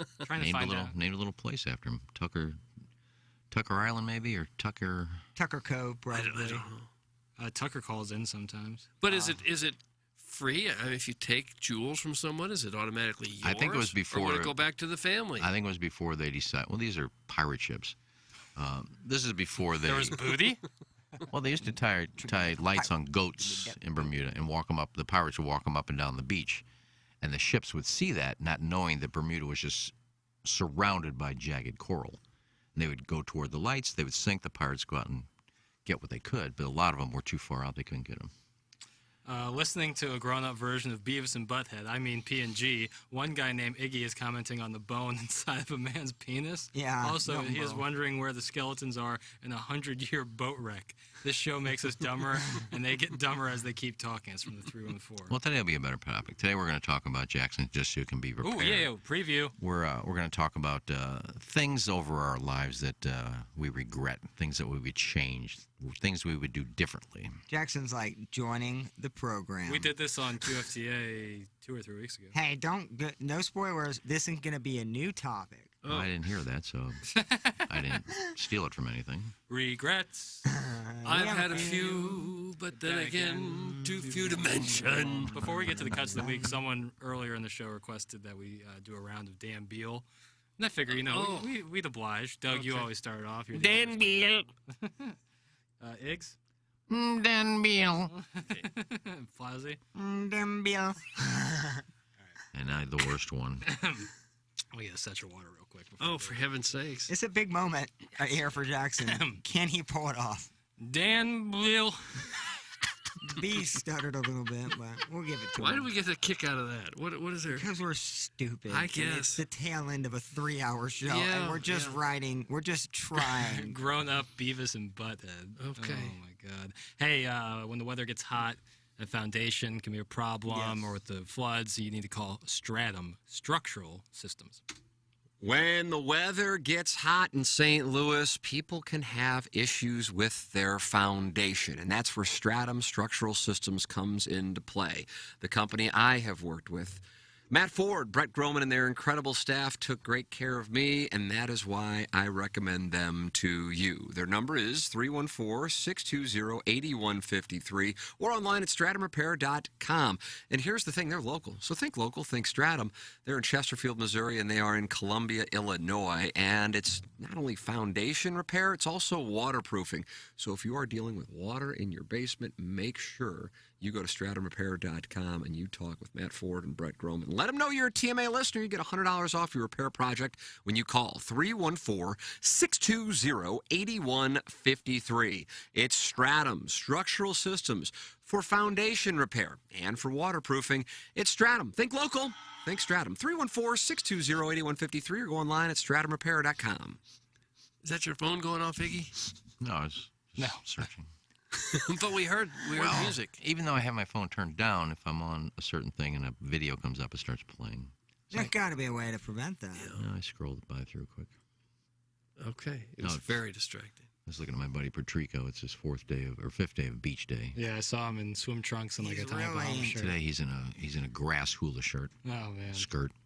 I'm glad we don't do any of those challenges. Yeah, you never know. Oh, did he lose a bet or something? I don't know if they do this they every do punishments. year. They do like if they lose things, like they have like little in-show contests, and if they lose it, they get punished. Oh, imagine if we got punished every hot take gone wrong. Yeah. Our whole show would just be the punishment phase. Right. And you guys have already done jail time. You don't need any more punishment. You got that right. It's not punishing when you go to Family Golf and get some work in, start compressing the ball. A little Family Golf action if you could. Plowsy. Oh, yeah. I love that place. Family Golf and Learning Center is where you can find me so often. It is the best place to practice your game. Their new and exciting short game area is open, and now I would have to tell you, I don't know where you're going to be able to practice pitching, chipping, and putting at a better spot than what they have going on at Family Golf. Just opened this summer, and it is incredible. It features a huge 20,000 square foot bent grass green, 3 bunkers, bluegrass, fescue rough, and lush zoysia surrounds. Come work on your short game with everybody at Family Golf and Learning Center. It is a game changer to be able to work on your short game at a practice facility like Family Golf. And of course, if you want to hit driver all day long, you want to hit your irons all day long, they have an incredible 2-tier range. It's Family Golf. Visit FamilyGolfOnline.com. One more request from caller Ellen. She wants to hear a little Bob Hamilton. I don't know if I can do Bob Hamilton. I'm Bob Hamilton. MOX Radio News. A Collinsville chiropractor has twisted the head off a Cahokia woman. He's hoping to reattach the noggin on the twisted sister. College basketball non-conference score, Missouri 78, and the Boone County College of Headless Leprosy Victims, nothing. MIZ. I'm Bob Hamilton. MOX Radio News. Okay, I like it every time. My dad, who of course was around the same age as you and Iggs, says that your Bob Hamilton is so spot on. Oh, he's a huge fan of it. It's Friday, and that means it's time for the Bertarelli Cutlery Cuts of the Week. Okay, hit the lever, Plowsy. Cuts of the Week are brought to you by Bertarelli Cutlery. Visit them on the Hill or online at bertarellico.com. Cut 1. What in the hell just came in here? It smells like a scallop. Oh, it's God, he has cooked a scallop. It's death. Oh man, take it out. Yeah, I gotta veto this. That's just not. Oh God, it does. I don't smell. Well, now I smell it. Yeah. Oh, drank. Oh. If that comes anywhere near the studio right now, the Horton Locking Studio is locking its door. I'm putting my foot up against the wall. Almighty, Doug. Plowsy left. Plowsy just he couldn't handle it. God. I put it in the kitchen. Smells like prom. Yeah, it's gonna smell that way for a while too. Now Jackson's got his hood up over his nose. You can't smell it. How can you smell it in your studio? Oh, you just sprayed my laptop. Yeah. The kitchen actually smells like an aquarium. You can't even smell it in the kitchen. You can't even smell it in here anymore. It's like the penguin pen at the zoo, Doug. We'll take the Febreze in the kitchen then. I did. If you could. Donnie Fandango's not happy. The Febreze. What's he doing here so early? He's got a show in 2 hours. I love how it's 8:15 and we have to eliminate a fish smell from the microwave. That's when you know we're eating healthy, Doug. Well, it was Donnie Fandango that called out Learn for warming up the halibut and the Brussels sprout. It was just one scallop. What if you cooked all 10 of them or so? How bad would it be? Well, we'd probably be fired. Well, I'd be fired, yeah. I love how you brought now it in. I have my sandwich in there in the fridge. Now it might be contaminated. I got a sandwich in there. 100% you can smell it in there. And Joe, videographer, is still in there. And I said, oh, you can smell it in here. He goes, yeah, and everybody's thrilled. So we got a problem now. I'm not mad at Iggy, I am. We took a 90-second break, and look at the damage you did. No, mine was like 4 minutes. Again, I'm all I think it might have been. Again, I'm all about content, so.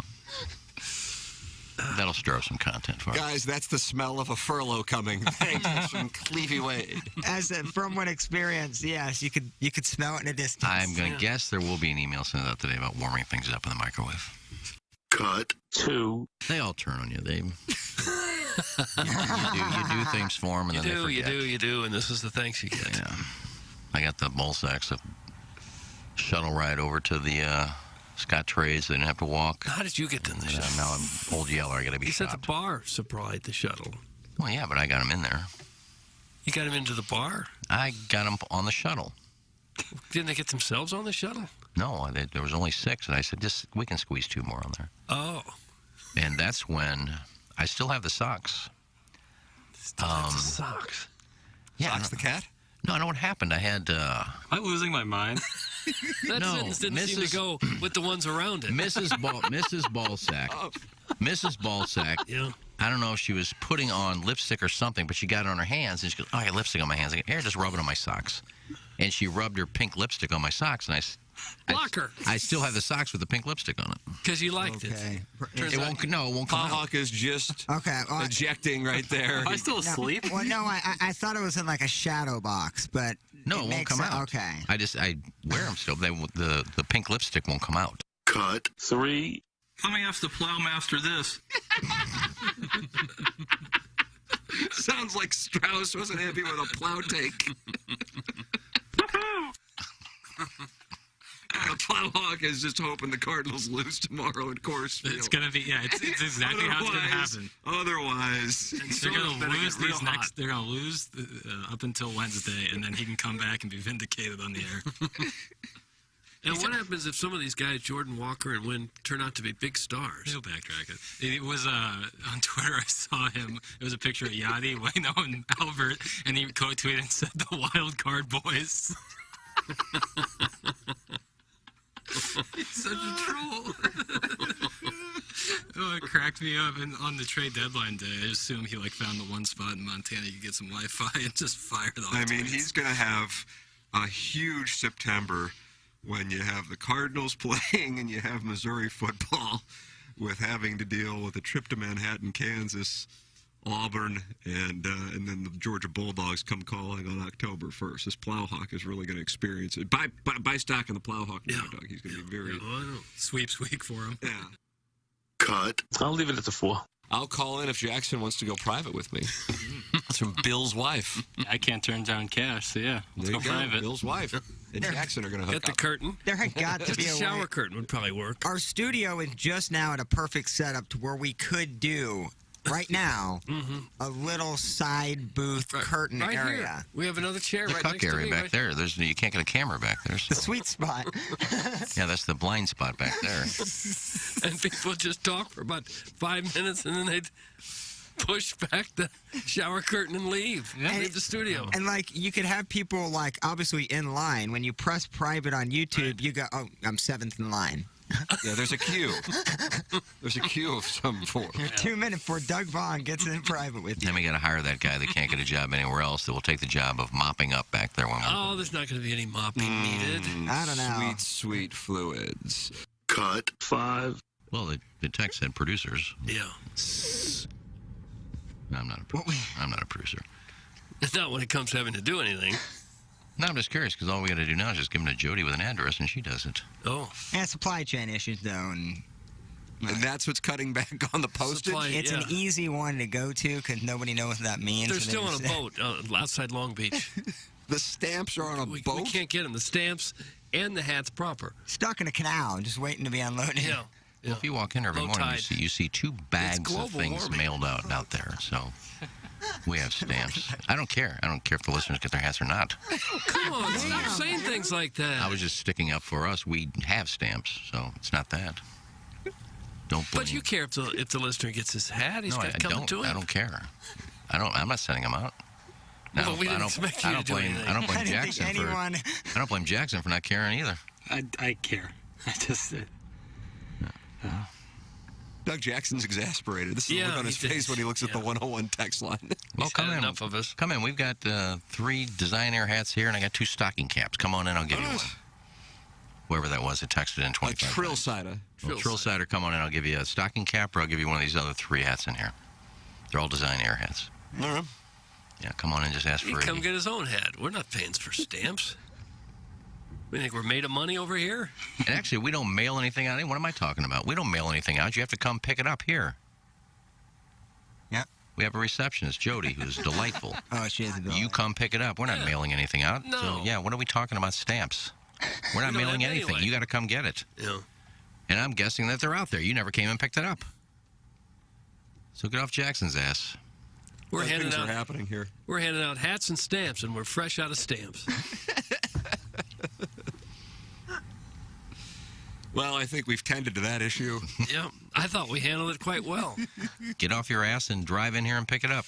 And those were the cuts of the week. What a wonderful week. Solid week, right, Doug? You really felt it there. Fantastic week. How many minutes a day is Iggy actually in the studio? Over, under 120 minutes? Well, I'll take the over on it, but 120 wasn't minutes. clear up by much. Yeah, I would say 135 and a half might be the number. Yeah. That's probably pretty good. What are you going to do? Email in for the Designer Heating and Cooling email today. Still time. We're going to get to in about 7 to 8 minutes.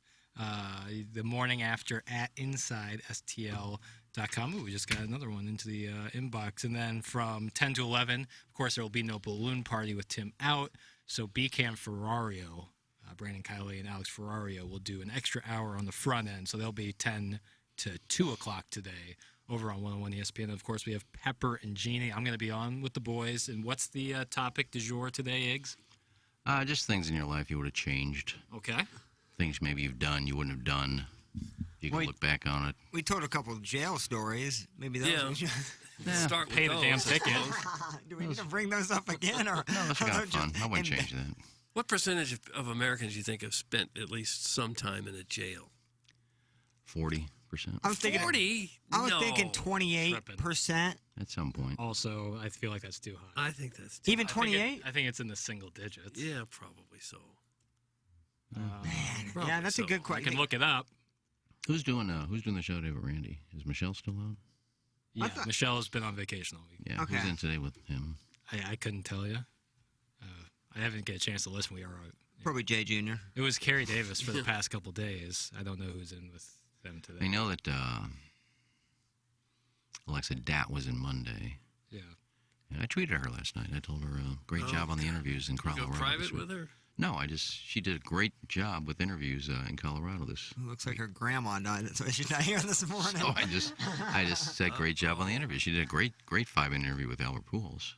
Yeah, she's very good. HR. Hey, Iggy, we'd like to have a meeting. Why? Great. Because I I'm kidding, I'm complimented kidding. her on how good she interview she did. I'm looking on 101 ESPN's Twitter, and I believe Brooke Grimsley is in studio Oh, Brooke. today. Oh, with, I love Brooke. the great Isn't Randy she at your Parker. station or is she in Yeah, 5? she's at Doug's big station. Doug's big channel, which you're going to get tattooed on your bicep.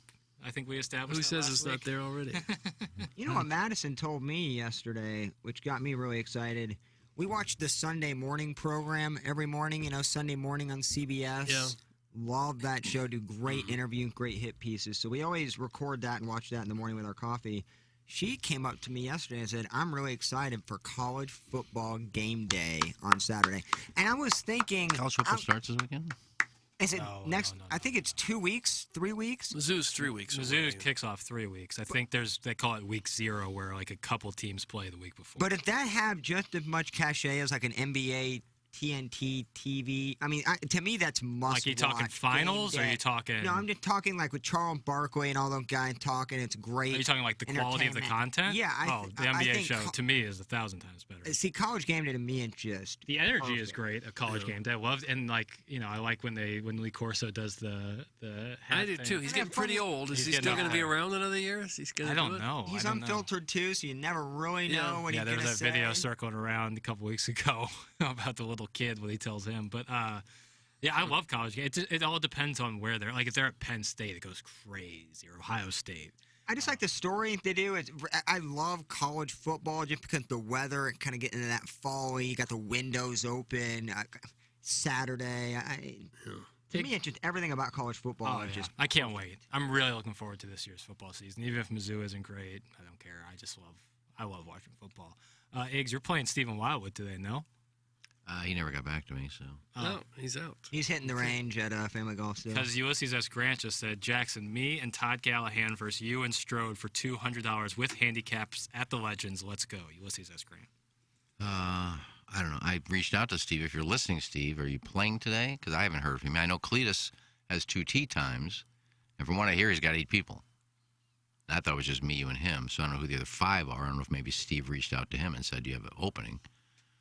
He's got 5 other people playing that I don't know who they are. Bless you, Plazzy. Man, it's like allergies in here. Oh. Every time I come in here, I'm Not sure D will be one, probably Flower. So there's Right. 3 other ones he's got that I don't know about. So Look at this nice text from Scott's Wrinkled Ballsack. Nice show today, boys. Have a good weekend. I actually thought we did really good in terms of the content. What is that now? A crumb cake, just finishing off the breakfast this morning. Okay. doing better than my fantasy team. How is the... Billy I'll update. Billy I Horschel need a having little good day today. update because apparently it was a barn burner. Billy Day Horschel one. was +2 for the day. Plazzy, while I pull up the rosters, could you let us know a little bit about Fistful of Bourbon? Oh, yeah. There's a lot of common sense and Western wisdom, Doug, like don't squat with your spurs on and always drink upstream from the fan page. And there's also some Western wisdom that's less common, like never steal from a bear, which you can't make for yourself, or a twink doesn't know his worth until he's eye to eye with a rattlesnake holding a toad. I'm sure there's a good lesson in there somewhere, but there's one lesson that is perfectly clear. Fistful of Bourbon is an award-winning blend of 5 straight bourbons and as smooth as a banker on Friday. Get wise, pick up a bottle today. Don't be a damn fool. Please enjoy responsibly. Imported by William Grant & Sons, New York, New York. All right, I got the rosters. Iggy is leading by about 10 points. Most of both of your guys are all, like, I think of the 10 players or 12 players you guys got, only one is over par. Of course, it's Doug's. Oh. And that's Jaeger. So no one cashing. No. No. That was like 20 points out of a cash after yesterday, but Horschel off to a bad start, 2 over for the day, even par. I think the cut's probably going to be 2, maybe 3. You shouldn't have picked him. Well, I At least picked you had Danny a McCarthy choice. a couple weeks ago, and he missed the cut and cost me a cash, and he just happens to be leading this week. Dumbass. Oh. Easiest bet in college football is Mizzou over 5.5 wins on the season. That's from Mudfingies. I think there's a lot of question marks. That's a. I agree with that. I actually agree one. with Blousy. I think the ball slinger is a question mark. And a then running back? the defense. You know what I think about the running situation at Mizzou? I think it's a scheme. I think Drink actually has a pretty good run scheme because we've seen both Larry Roundtree and Tyler Beatty dominate on the ground. And maybe that could be just 2 outliers. But I want to see Luther Burden be a beast. How many did they lose off that offensive line, though, this year? I don't know. They lost more. The guys 2 who seasons graduated, ago. they lost those. Yeah, they lost the guys who moved on. and transferred. They lost them. Thanks, Einstein. He ain't losing the transfer. I still think with that crappy non-conference, I think 6 wins is. Well, you got Abilene Christian, Louisiana Tech, New Mexico State, and then Vanderbilt. Those are the 4. K-State's the game. K-State's a question mark. The game, man. Tim and I talked about this on Balloon South Party Carolina, yesterday. I don't think is that good. That's the bowl game. South Carolina has Basically your gotten bowl a lot better. So that's the Shane. They like that Shane Beamer. They had a really strong finish last season. Got Rattler. Yeah, and then they got Spencer Rattler. So the thing about it is, like, Mizzou always wins a game you didn't think they were going to win, and they always lose a game you thought that they would win. So they're going to beat Georgia and lose to Abilene Christian. They won't beat Georgia. They will not be beating Georgia, but I could see them losing to, like... Louisiana Tech ain't No, terrible, no, but they're none of those. pretty bad. It would have to be an SEC school. But they could, like, beat Kentucky, but then I don't lose know. to whoever. Kentucky and Arkansas used to be the teams that you pick. Like They're those, good those now. teams are Kentucky's good beat now, Mizzou man. like 7 or 8 years in a row. Arkansas is haven't like they? the 5th ranked, Yeah. 7th ranked team in the Yeah. country. The SEC is more stacked now than it seems like it's ever been. Tennessee's really good. Tennessee is somewhat questionable. I wouldn't. Their defense is terrible. and but- well, I think the game that people like to look at is Auburn. Auburn is because there's a lot of problems down on the plains, Doug, with Brian Harsin. He might because they go Penn State. Yeah. At home. Well, sure they do. Penn State's great. Their defense is sick. Yeah, I do love it. Then they go Mizzou, and then the week after that, I believe, is Georgia, and then LSU. So you're talking that's about tough. I mean, the Mizzou game for them might be a look past you game. well, Tim and I were You gotta watch discussing out for those. Or we're desperate to get a win here somewhere type of game. Tim and I were talking about this yesterday on Balloon Party. Is if they lose to Penn State at home and then lose to Mizzou, Brian Harsin might not be the coach for their next game against Georgia. And Drake. Well, if he's on that short a leash, he maybe shouldn't be there interviewed. in the first place. Yeah, they don't. They are not fans of him down in Auburn, Alabama right now. because he didn't get anybody on National Signing Day. That's what people had up in arms. What is Auburn? The tumorous tree or whatever it is? The tumorous tree? Huh? There is a tree what is the there big somewhere. tree that they have? What is it called? Didn't someone kill it? Tumor corner. Put poison on it? Yeah, the fans. That one crazy fan, he used to call into Feinbaum before Feinbaum got his actual TV show. He had that SEC radio show, and this is the ultra crazy guy. carried that. Tumor's oak trees. See, I was and close. An Alabama fan poisoned them. Right. I could see Drink standing next to it. Nice little candid shot after he gets hired by the Tigers. Harvey Updike. Are the trees dead now? I don't know. They can't. It's just one or a bunch of trees? It's one, and I think a botanist was able to eliminate the poison. Some of it died, and it can't grow anymore. So, what it is now is what you get. Yeah.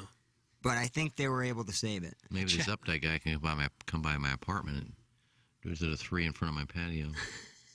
Doesn't Jackson have to always be about you. Well, it's not It's just me. a little story about Auburn football. It's not me. It's the trees. Jackson not doing balloon party today, but doing pepper and genie is like getting sent down to the minors. That's from Too Fat to Kayak. Yeah, you better go to this show and practice a little bit before you come back there. How fat do you have to be before you can't kayak? Probably 3 bills. You probably kayak at 250. Probably. It depends on your buoyancy. I saw a video this morning, and I think it's real. A lot of these TikTok things are made up. You think? You can superimpose all kinds of things. Yeah. But this guy was on a bridge. He threw a surfboard over the bridge. He had a fishing rod with a huge hunk of meat on the hook. Threw that over the bridge. He jumped into the water, got on a surfboard, casted this line out with the big piece of meat, caught a shark. The shark took off. He stood up on the surfboard and was surfing while he's got a shark hooked on his fishing rod. Really? Yeah. It's pretty cool. And then he lost his arm. If it was real. Because it stopped right when another shark came by. I'm not messing with sharks, man. No. I see a shark. I'm not getting in the ocean anymore. I'll just walk along the edge. I'm not going to go out there. I'm the biggest wussy. I'm a Pisces. I should So am love. I. I should love water. I'm Pisces too. I like dipping my feet in it. I like being out in it. The ocean terrifies the hell out of me, dude. Like anxiety just thinking about being stranded in the ocean. Just can you imagine just complete darkness, treading water, not knowing what? Dude, that is absolutely You'd the get worst fear of my life. They say if you could see to the bottom of the ocean, if the ocean was clear, you would never get in it. Yeah. I'm sure. I'm 100% confident that would the case. That terrifies me. What would scare you more, being lost in the depths of the ocean or being stuck in outer space? Stuck in outer space. Outer space would be worse because you know you're not going to get out of that. Yeah, you're not getting out and you don't know the elements. There's not going to be a boat come by. It may be a more instantaneous death depending on if your helmet. If you want to end it, just take off your helmet and you're done. You're your head good. will swell up, and I've seen it in the movies, Doug. Your head either shrivels or swells. Wouldn't you just run out of oxygen and die? Yeah. You would without eventually. breathing? That's why I would take off the helmet before that happened. I don't want to just count float. my death down. If they told me that if I could be in outer space, just floating around for the rest of my life, but every so often, a cigarette would come by, a piece of meat Just or a don't have sandwich would enough come time. by. It could happen. Some water would come A by. TV playing a telenovela. Once every month or sit down so, and a watch girl astronaut would come by, and that would happen for the rest of my life. I'd probably do it. I would just be kinda your relaxing, life right now, isn't it? floating around. Everything needs to float right Looking at to all the you. So planets. the situation is you're floating around in a spacesuit, and then every once in a while, a piece of food or So every a porn hour, a magazine cigarette's will come coming flying by. Hey, Hamaghetti special. And I just take off the thing, eat. Every month here comes a girl. Okay, get my sex. You're doing the work. I'm just floating. Well, you could some actually- water, a cigarette. But I would just have to float. I couldn't watch TV, but I would just be floating. I think it would be very relaxing. Sure, it'd be great. I don't even know. I don't have a Pitch response. black. I can't even. That's just a. I think it's wonderful. Oh, look, there's Saturn. And a sandwich. I wish this I would don't have think you'd brought get to up Saturn. at 9:15. Well, I'm floating all over the place. But Saturn is a long, long way away. And isn't that one of the most dangerous of the planets in live terms there. of Yeah, it's just gas. the The atmosphere is all gravitational gas. pull and the Uh-huh. atmosphere melts you? We can't live on Saturn. We really can only live on this planet, to be honest with you, boys. Yeah. But we're At the gonna moment, spend- that's what we know. Yeah, we're gonna spend More to trillions to come. find We'll out. we'll though. tease the planets you can live on for Monday's show. Until then, it's time for the Design Air Heating and Cooling email of the day. F. James Cameron. The dude left the best scene on the cutting room floor. Cal was hopping mad when he found out Rose had slept with one of the Poors, that loser Jack. So he decided to teach her a lesson. Jack was already handcuffed, so he was easy to maneuver around. Cal sat Rose and her big fat ankles in the chair in the corner. Then he pulled the ultimate cuck.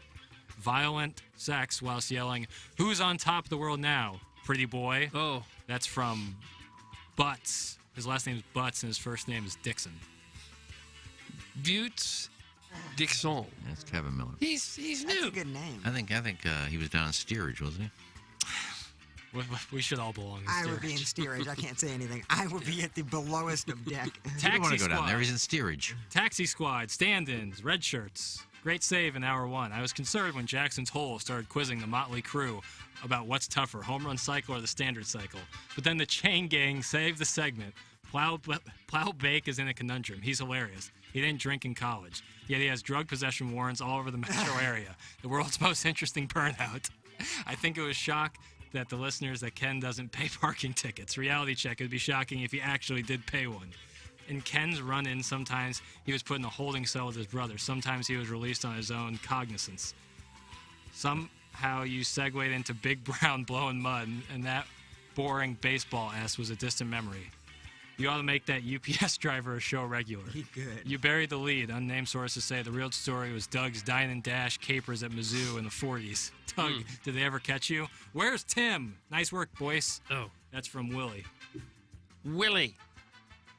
And Our finally, old producer, Willie? I don't think so. I would doubt it. Finally, the proper way to pronounce it is Danville. Now, is that better than I've ever done it right there? It wasn't bad. Now we're talking. Danville. Now that we've got it settled, I'm happy that the NBA is retiring number 6, that they can claim it's for Bill Russell, but we all know it's in honor of the St. Game's most famous alumni, the great Tim McKernan. In my mind, though, TMA should retire Doug's number 69. Oh. I would like his crotch to rest on my face Okay, one who last was it? time. Who was it?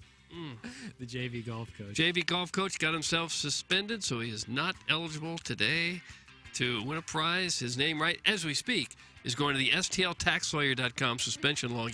That'd be Mark Milton, who will save you from the godforsaken tax man. You'll be saying, nope, I'm not guilty. Yep, I'm with Milty.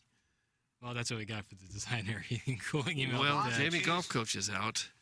So, Doug, what do you got? I guess I'll go with Willie. I have a feeling Iggy will abstain. I wasn't even listening, to be honest with Why you. not? Good. Well, This is a segment. after the first one, I said. But we can't do that. We have to award a winner. I'll pass on to my vote to Jackson today. How about that? I'll be voting for Kevin Miller. Oh. Yeah, I got Kevin Miller as well. Congratulations. Lucas. Willie was close, and I love the compliments, but Congratulations to Kevin Miller. That's his 3rd email win of the month. Is it He is really? now one behind the JV golf coach for the leader in the month of August. He's never won a month. He has like 6 in the last 2 months, and that's more than he's ever won. Ever. And he wins just by the names that he makes up as the guy who wrote it, rather than the I think his content isn't actually all that bad, but I think it's kind of like a pitcher who's kind of bounced around the league and then they find their stuff in Yeah. a certain environment. Maybe it's a pitching Jamie coach. Moyer. Yeah. It's and his limited fancy competition. It's like whenever Cardinals face a random no-name left-hander, Soft-tossing lefty. that dude ain't going to have a complete game shot. What happened to They bother. What happened to Kevin? Oh, that was Shrimply Pibbles. I don't know. What happened to him? I like the Kevin I emails. also was a big fan of his emails. That's going to do it, boys. That's going to close out our Maggie O'Brien's 9 o'clock hour. Yeah. So, full squad back on Monday. We'll have Joey Zanaboni on the Steve Schmidt-Kia North County phone lines, 9 a.m. on Monday. Looking forward to that. Should be fun. Yeah, it's going to be great. Have a great weekend out there in St. Louis. Stay safe. try. Enjoy the wonderful weather. Shave some strokes. Root for these Redbirds. It's going to be a great weekend in St. Louis. That's going to do it for Douglas Elvin Vaughn, for Kenneth Iggy Strode, for the vacationing Tim McKernan, for the Plowboy. I am Action Jackson. That's going to close our Maggie O'Brien's 9 o'clock hour here on the Ryan Kelly Morning After Live from the Michelob Ultra Studios.